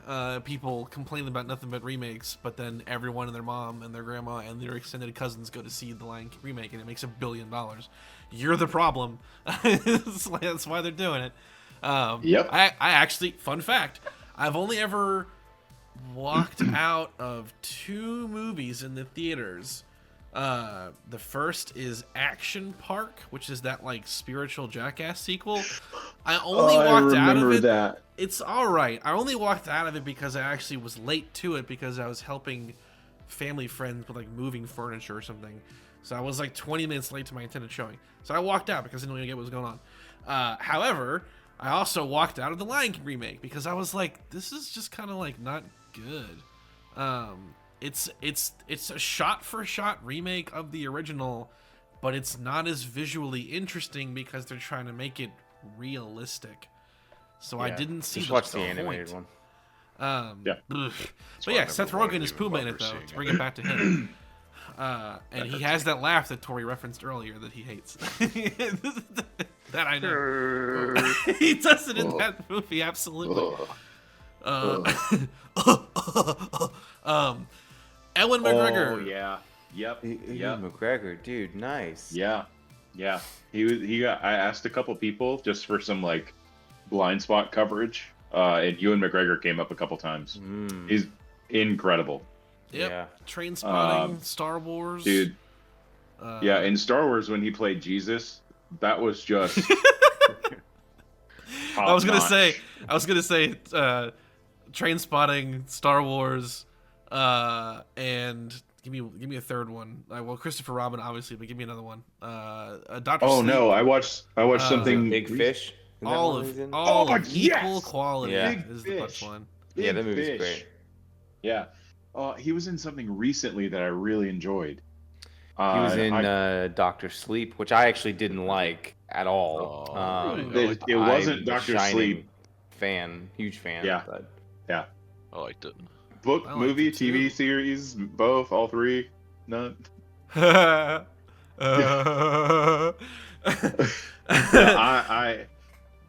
I'm a big Stephen King fan, and I understand why he didn't like Kubrick's representation in the movie, or of the movie. But that movie is incredible. I The think from Shining? objectives, yeah, Yeah. oh my Lord God Almighty, Oh, yeah, The yeah, Shining's one of the great. greatest ever. Yeah. yeah. I If like you- Doctor Sleep. I don't really care about it in terms of it. I feel like it's more of a sequel to like the book or whatever than the first movie. it's a good combination of both. Yeah, Yeah. it's definitely trying to be both. It's not like the same as The Shining, the movie. But I No, can tell. yeah. But I don't know. I liked it. I thought it was interesting. It was like it kind of nails the Stephen King vibe. I feel like, or whatever. Agree. Too. Like Yeah. it's sort of like I don't know. It's not really like It's a different feel of the original movie, but it was entertaining. I thought I liked it a lot. Yeah. Moulin Rouge. Yep. Oh. Yep. Christopher crazy Robin movie. is probably my favorite Ewan McGregor movie. I get kind of emotional watching that, not gonna lie. I think he's just like a really warm, sweet guy in like everything he Yeah. does. Even like Yeah. even like Star Wars, like Obi-Wan's just Oh, a really yeah. nice, approachable guy. Yeah. But he can also do like other stuff too. He has good range because like Trainspotting is very different. The Island. The Island. Is that the Michael Bay The thing? Island was McGregor. that's a Michael Bay flick. Oh my god, it That's is. Interesting. How dare you bring up Yeah. his name here? Listen, that was a good movie. It was a great popcorn flick. I will defend that to the end. Robots as well. I'll die on that hill. Oh yeah, Robin Williams. Him and Yeah. there you go. Robin Williams kind of steals the show in that. That's what he tends to do sometimes. For sure. For sure. It's meant to be Ewan's show. And Mel Brooks is in that too. Yeah. He plays the big robot. Have love you me some seen Mel the Brooks. season of Fargo that Ewan have McGregor not. was in? No. Or have he you was seen in Fargo at all? I've seen the movie. Or have you seen the show. movie Fargo? You should definitely watch that show. It's really good. It's based on the movie. It's a Coen Brothers movie originally, but like the show, it's like an anthology show. So like each season is a completely separate story. But I think I can't remember which season it is. It's either like 2 or 3, but it has Ewan McGregor in it. It's really Yeah. good. That movie, Nice. the movie is a fantastic social experiment because they tell you it's based off a true story, and then they're like, 10 years later or whatever, they're like, yeah, it wasn't. No, it wasn't. Well, Oh, they you do lied. that in the show too, and like each Yeah. each episode starts with like, this is a true story. The names of people have been changed or whatever, but it's all made up. It's all it's fake. not. Yeah. Yeah. That's amazing. Yeah. Oh, why is we? Oh, it's because they also brought up Johnny Depp. As they should. Yeah, that's I was Secret like, why is Window. Watch it. this? Yeah, Incredible. It was pretty good. Yeah. yeah, great actor, great Who made movies. that movie? Enough said. Oh, what the heck? Keanu. Oh, for some reason I don't have it in here. It's in there, but it's not Oh, going to Secret him. Window is a story by Stephen King. That's pretty Yep. interesting. Yep. All right. Well, for some reason the other two screenshots aren't loading. They're in that directory though. Yeah, they're in there. That's weird. Denzel Washington was the next one. Yep. Remember Yeah. the Titans is my favorite sports movie ever made. Book Amazing of movie. Eli. Book of Eli. Book of interesting. Eli. Yeah. Incredible. For me, I love the all the stuff that's done with like kind of Antoine Fuqua. If I'm pronouncing his name right, I probably just butchered that, but Yeah, he's you the- got it, Antoine Fuqua. Okay, he's like the writer Proud slash of you. director for EA. He's the writer. Hold on. French shenaniganery. Yay! He's the writer slash Training Day. director for Training Day, and Oh, they all kind of Training came. Day. Magnificent Seven, which is like a really fun Oh, western with a lot of big names in it. I Which love actually that movie. reminded me that we should have brought up Vincent D'Onofrio, another great character actor. whoa. Tremendous. Great stuff. Magnificent Seven's a remake, and then I think Yep. the original one's based off Seven Samurai. Yeah. Let's look up the dates, because I could believe that for sure. Yeah. And then Ethan Hawke, who's also in Magnificent Seven and Training Day, because it's all connected. Yeah. It's all connect the movie macroverse. I think Training Day might be Denzel's best movie. I think that's absolutely fair to say, for sure. That movie's great. I'm scared to admit this. You've But I've never seen Training Day. Oh, it's Never excellent. seen Training Day. It's excellent. It's another one of those that just is should definitely critically watch that. acclaimed.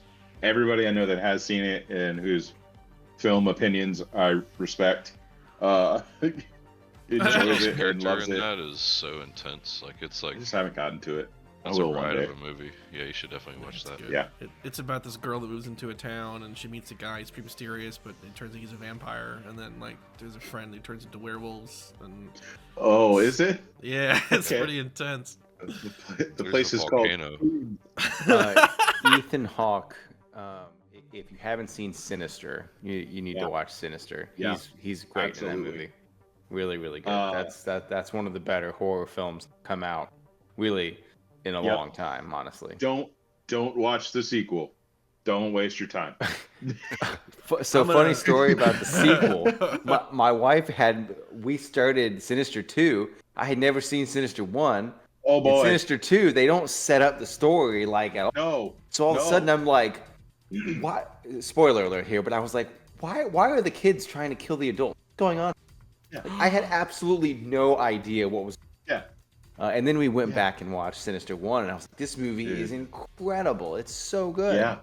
Yeah. It's really hard to do that- a spoiler warning if you don't give them like at least 2 seconds to like want to pause the video to skip. Listen, that forward. movie is close to 10 years old. Yeah. I've never seen it. Like, Oh, it's excellent. Really good. yeah, it was from an era of horror that really separated itself from what horror used to be. Yep. Like horror used to just be these crazy slasher flicks kind of thing, and there was this attempt in the early aughts at doing something else in like the psychological era, with like Mostly the Ring. remakes though.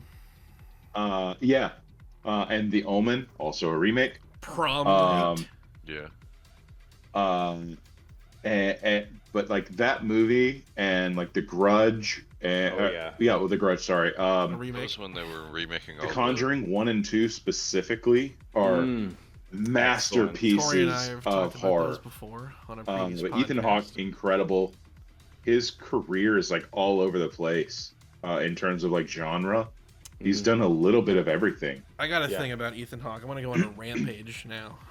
You're gonna have to hit me. sedate me. It's gonna get so intense. So, I've really fallen out. I never really got into it, but like Marvel's TV shows. Sure. I've only watched like a couple of them, and like not all of them. But one of the ones that like made me so legitimately angry for how it fumbled so hard was Moon Knight with Ethan Hawke. That when they announced that, I was like, "Yo, that's intense." Like the dude playing Moon Knight, I forget his name, but he's an excellent actor too. And I got Ethan Hawke, and I was like, "Wow, this is gonna be like the most legit Marvel show like just ever made." And it starts off that way. And I was like, spoilers. Skip to whatever 2, time if you 3, haven't seen this. 4. You just you give him a chance. It's so funny. It doesn't matter. It's 10 years old. It's fine. I agree with Chris on that one. But they introduced Ethan Hawke's character, and he's like the bad guy. And like everyone's telling you that he's the bad guy. It's like, dude, that's the bad guy. Like he's gonna mess you up. He's a bad dude. And then like he starts off as like not that, and he like his character proposes all of these like very interesting points that make it seem like I think his name is Khonshu, the actual spirit that like fuels Moon Knight's powers.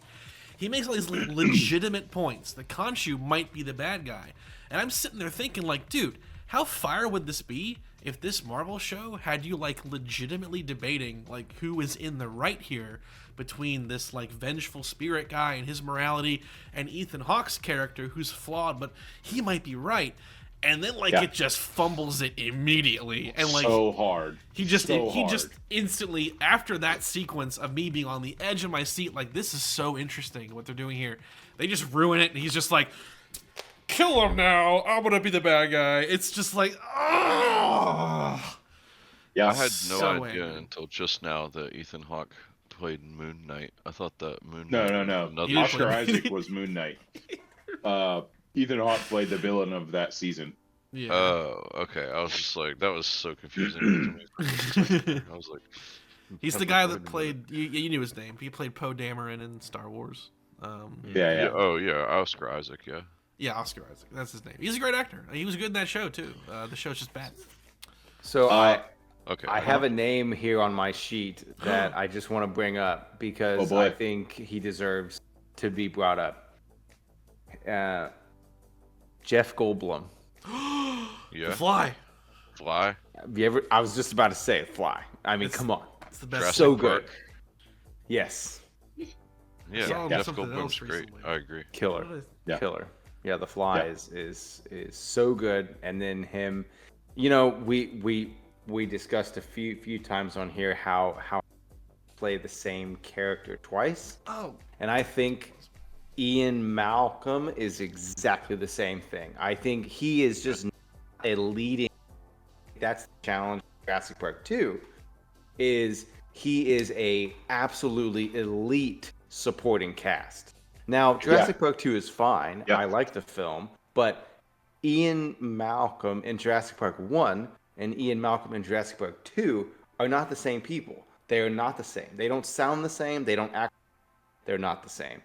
Still fine, but I think it speaks to how good he is that he can do that. But yeah, Jeff Goldblum, incredible. Guy's great. Yeah, I agree. He has like a very specific acting style that works for the movies that he's in, and like Independence Day, I think as well. Yes. Holy Like, crap! just- I forgot he's in You that. can't like, I don't know. He just plays a certain type of character that you can't replicate easily. he Agreed. gets, Yeah. he gets Agreed. murdered. He gets murdered by Willem Dafoe in the Grand Budapest Hotel. Speaking Wes of Anderson Willem movie. Dafoe, Yeah, Willem Dafoe is great too. I Why didn't got he so ever? much- Awesome. Why didn't he ever get cast as the Uh, Joker? Humanity screwed up. Oh, on I that know. one. That's so obvious, you know. You're Yeah. just like, why? yeah, Maybe he didn't want to do Um, it. Maybe I'm sure oh he's no. been approached about that. The Lighthouse, Oh yeah. I haven't seen that one. incredible. Very artsy. Poor Things, I haven't seen that. Seen Oh. that. That's a newer Emma one. I haven't seen that Stone, one. Mark Ruffalo Yeah. are your other leads in it. It's an incredible, like, to call it a coming of age story feels a bit reductive, but that is like almost literally what it is. In a lot of ways, but it's an extraordinarily beautiful artistic piece. That is absolutely wild. And I own it on disc if one of you gentlemen wants to borrow it. Happy to lend it out. Throw it over. I have a actor suggestion also. Matthew McConaughey. Third time he's done that. Incredible. Oh Incredible. yeah. Yeah. The Man in Black in The Dark Tower. No. We don't That's talk not about what I that thought movie. was We thinking don't. about. We don't talk about that I movie. legitimately like him in that movie. I will say that No, much. he's great Fair, in general. fair and Yeah. valid, and that character is absolutely Matthew McConaughey. Yeah. Back where I But, come like- from, we don't have a chicken. Like And the Have you Dark Tower seen? series is one of my favorite series of books in history. It's not your favorite and- movie series though. It's crazy, dude. Why is that? No. Yeah, I wish But- they would make a proper series out of that. Who is it? Oh, the guy who did like Bly Manor and Haunting of Hill House. He's I can't remember his name. But he is getting ready to do, according to reports, is getting ready to do a Dark Tower series show, if I remember correctly. Mike Flanagan. Mike Flanagan, yes, Well, king yeah. of syndicated horror. Yeah, if he can do it, Um, that would be great. Mike Flanagan is Matthew, incredible. Matthew McConaughey, have you seen? And this is not even a movie. Have you seen True Detective?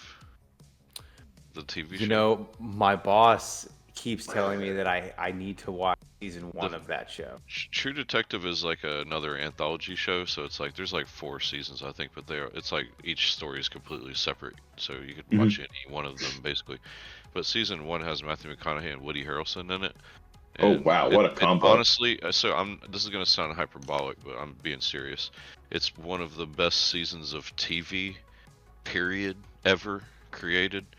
I'm not kidding. That's what my And boss There are says all some the people time. Also, there are some people who could say that, and I would just shirk that off. You're not one of those people.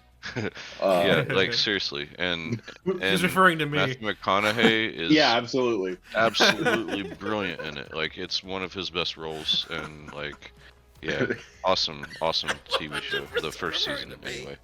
Interstellar. Yes, that too. Yeah, that's a great movie. That movie, What a movie! so good. What a soundtrack! Oh god! That's one of the movies that strained my parents' patience. It's a long I love freaking that movie. Yeah. They almost like wanted me to turn it off. I think it's Nolan's And best it movie, is a honestly. slow burn for sure. Well, Nolan's the running theme here because my dad did make me turn off Oppenheimer. I Oh, love yeah, I that remember movie. you telling me that story. Oppenheimer's so yeah. incredible. We were watching I it love that and we movie. were both kind of hooked on it. And then after the atom bomb scene, he just kind of goes like, he looks at the clock, like he'll do that, like he looks at the clock and looks back and he's like, how much longer is this? And I hit the pause button and there's still like a third of the movie left. And he's like, turn it off, we're done.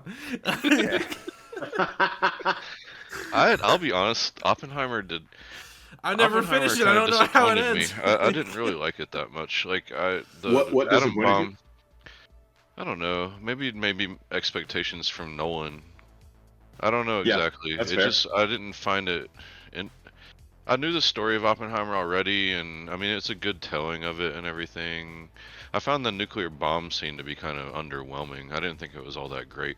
After all the like hype that it had about him using like real explosions and all this kind of stuff, and then it just there's a bit Right. of didn't feel like a nuclear explosion to me. Like there's a bit of I did false like the advertising. sound design a lot. 100% not. It's 100% not the a nuclear movie- explosion. The movie is 100% carried by The cast. the music. The music. I the thought audio. the cast. The audio. I could agree the- with the- both. all of the tension and I could agree with everything in both. that movie is driven by the score. Hmm. Like I mean- without that, like it's just kind of like, eh. Oh, Josh Hartnett's great in it too. I really liked him in that. Cillian Murphy. Cillian Yeah. Murphy. Whatever. You're however you right. say his You're right. name. It does have a Carl good cast. I'm not Murphy. saying it doesn't. Florence It's just Pugh? like to me the Robert Robert lead- Downey Jr. Yeah. Yeah, Like, he's good. The list just goes on in that movie. It's Good kind of Yeah, absurd. I- Like, I for can- sure. I just I don't can like the movie as 100%. a whole. Yeah, I can understand that. Emily Blunt. Oh my God! How did I Yeah, forget Emily like, Blunt? it just keeps going. Like when I watched that film, I didn't look at the cast.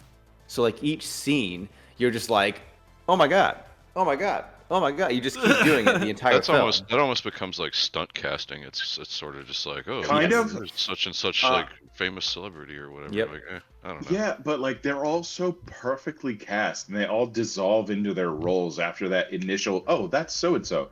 Yep. The two like that Robert- impressed me the most was Robert Downey Jr. and I'll be honest, I really liked Josh Hartnett. Like he's not known to be like some great actor or whatever, but Sure. like he just his role in that movie is great, and he just really nails it, and he just doesn't even Yeah. feel like it's like I don't really think of it as him. He's just like a good, Yeah. he's a good character. One thing Yeah. I do want to say about Christopher Nolan, because it's the source of one of our like laughing so hard that we almost fall to our knees kind of moments between Mike and I, was when we were talking about Tenet,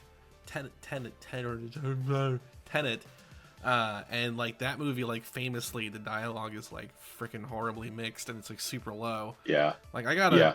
and this isn't like to brag or Intentionally. whatever. I got discounts on it because I used to work in the industry, but I got like a nice little theater system here.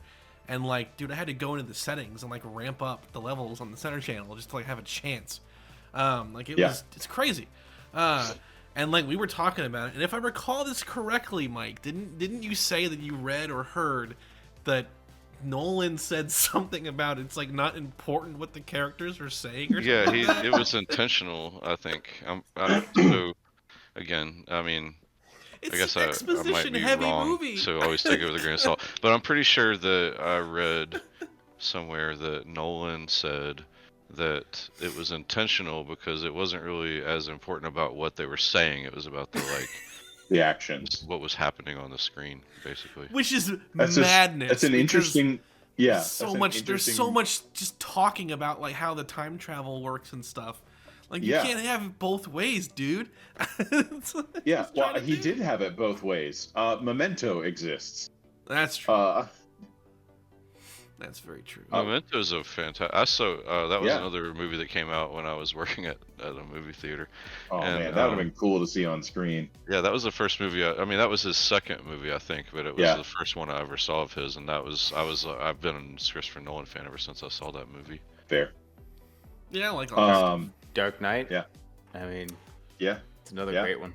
That's Yeah. another. Oh, Dark another. Knight's amazing. That one transcends like superhero movies, really. I agree. agree. 100%. I agree. That's Yeah, another. it's hard for me to think of it as a Batman movie. That's a good point. I didn't think about that. I think it's the best comic book movie ever made, to be honest with you.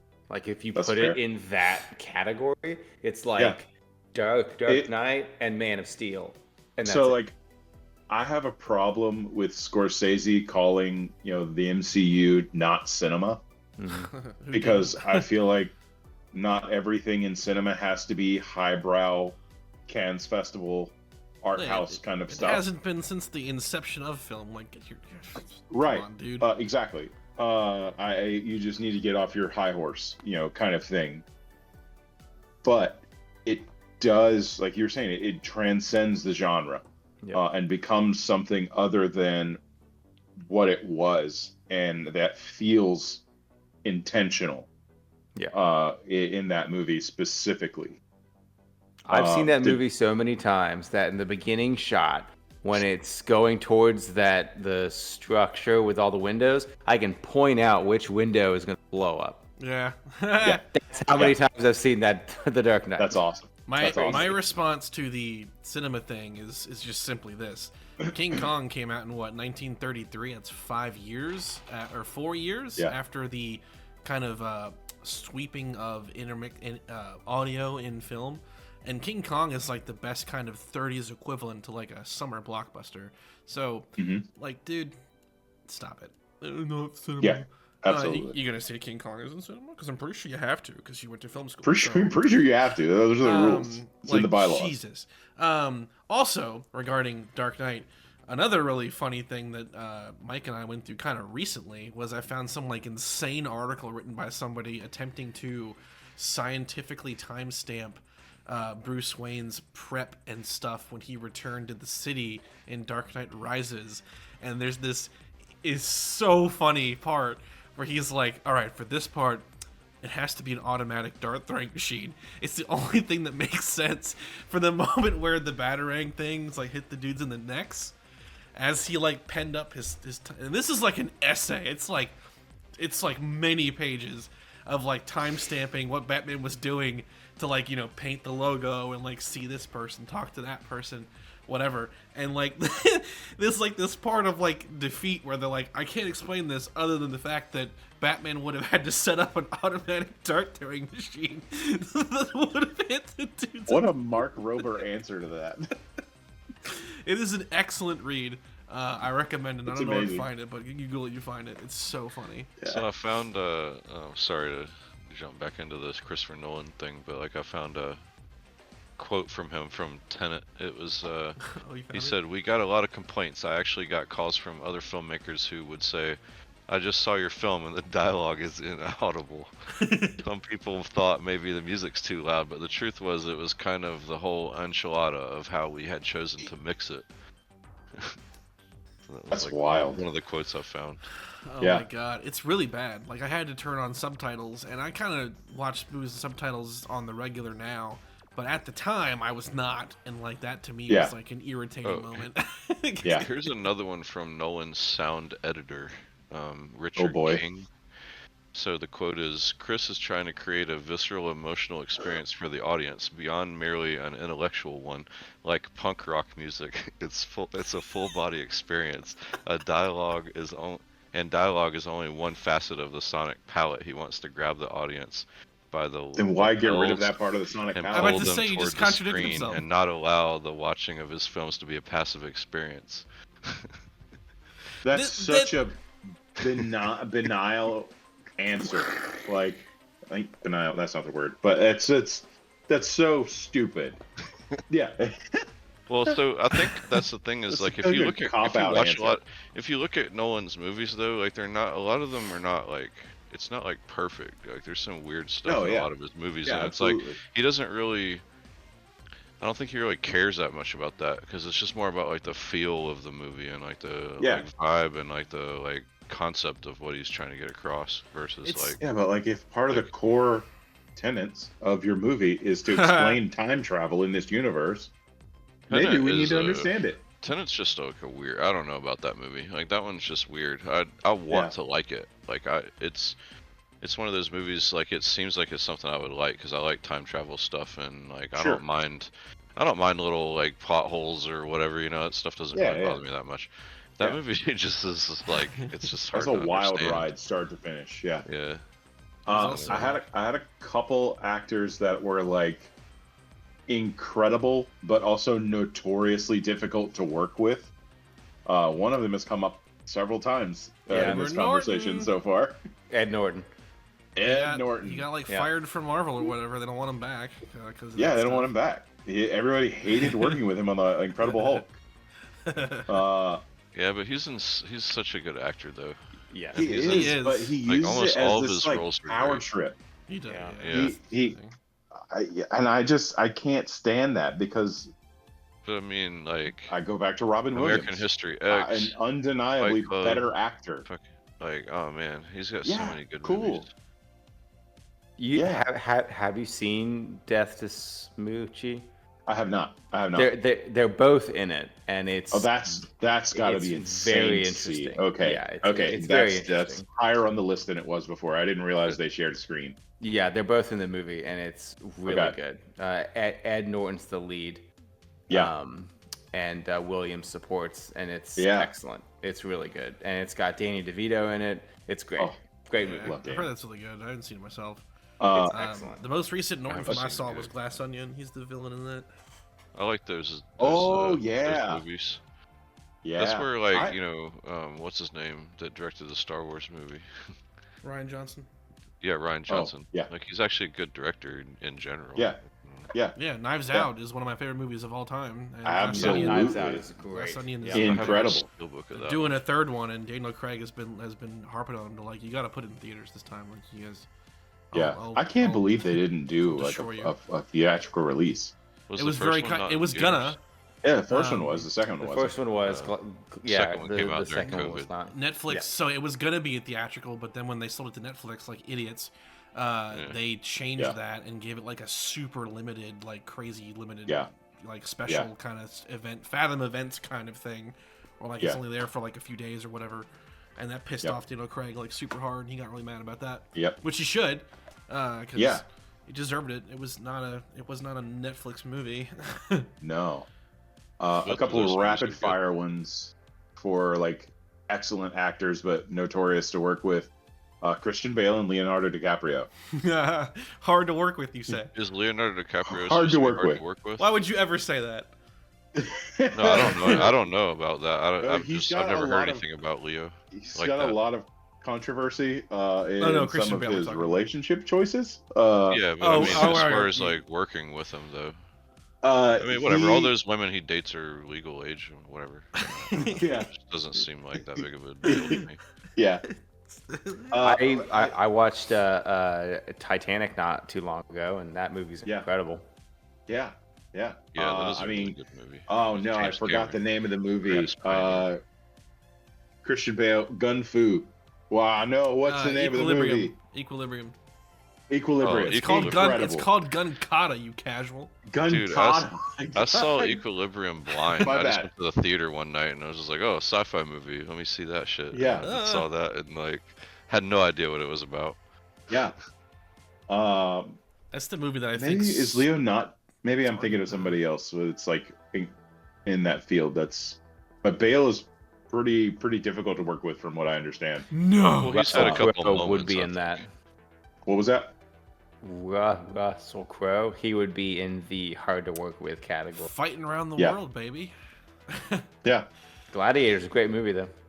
Great movie. Yeah. So is Master and Commander. So Christian Bale, like he had that. I can't remember what movie it was that he was filming, but he had that like outburst or whatever that was recorded. But T4. I don't know if. I mean, Is he generally known to be hard to work with, or is it just so like he goes into he method acting in the same way that like Jared Leto does, except well, probably not that crazy. Except he doesn't know what that Christian means. Bale is a good actor. But just saying, yeah, so there's a Jared Leto distinction. is just kind of a tool. So. Jared Leto has had such a weird he's so great in a lot of his earlier stuff. Requiem for a Dream is a great movie. That's one of those movies where I saw it once and never want to watch it again. I saw it once, recognized its greatness, and never want to watch it again. He's also That's- great yeah. in Blade Runner 2049. Yeah. But he's what only was in it? it for, like, Morbius? 3 minutes. He like purposefully didn't bathe because Dr. Morbius was supposed to be, this greasy whatever God. Yeah. kind of thing. He there was also a bunch would of- like but he since the character was handicapped to stay in character, he made people take him to the bathroom. Yeah. I remember reading Like- about that. Like, are you That's kidding just me, dog? Stupid. But he also did a bunch of crazy stuff when he played the Joker in that. Yeah, terrible and then Oh he my and then he God. denied that he did it, Yes. even though he's the source of it from the get-go via an interview. That's the craziest thing about that, and the Mr. Sunday Movies podcast highlighted that. They were talking about that in the trivia section for Suicide Squad for their review of it, and they're like, and then there's this part where he was doing things, all these rumors, and who's the one that started it? He did, and they showed the clip of him like initially talking about what he was doing, which he Yeah, later I like think I denied saw that he that did, which clip. is crazy. Yeah, I mean, I don't know. That's a different. See, to me, like that's kind of like a. Like if you talk about method acting, like I was talking about Daniel Day-Lewis originally, like that's just someone staying in character, which could be annoying. I could see why, but like in terms of the kind of stuff that he was doing, it just seems almost sort of like unnecessarily obnoxious BS. You know, Yeah, it's just like absolutely. not really like helping you get better at the character. You're just being an ass. don't know. Yeah. All right. All right, take us home, Mike. Yep. So it's been fun. Obviously that was a great topic. It got us all revved up. So had a great time talking about these things with you. Appreciate all the Discord members sharing their opinions as well. And anyone who watches this, I would encourage to put what you think about your favorite actors in the comments below, obviously. And tell everyone except for me how their picks are wrong. Inflate my ego. I'm so delicate. Make them cry. Closing thoughts, gents. This was a great time, fellas. Yes, had I a really enjoyed good time. Yeah.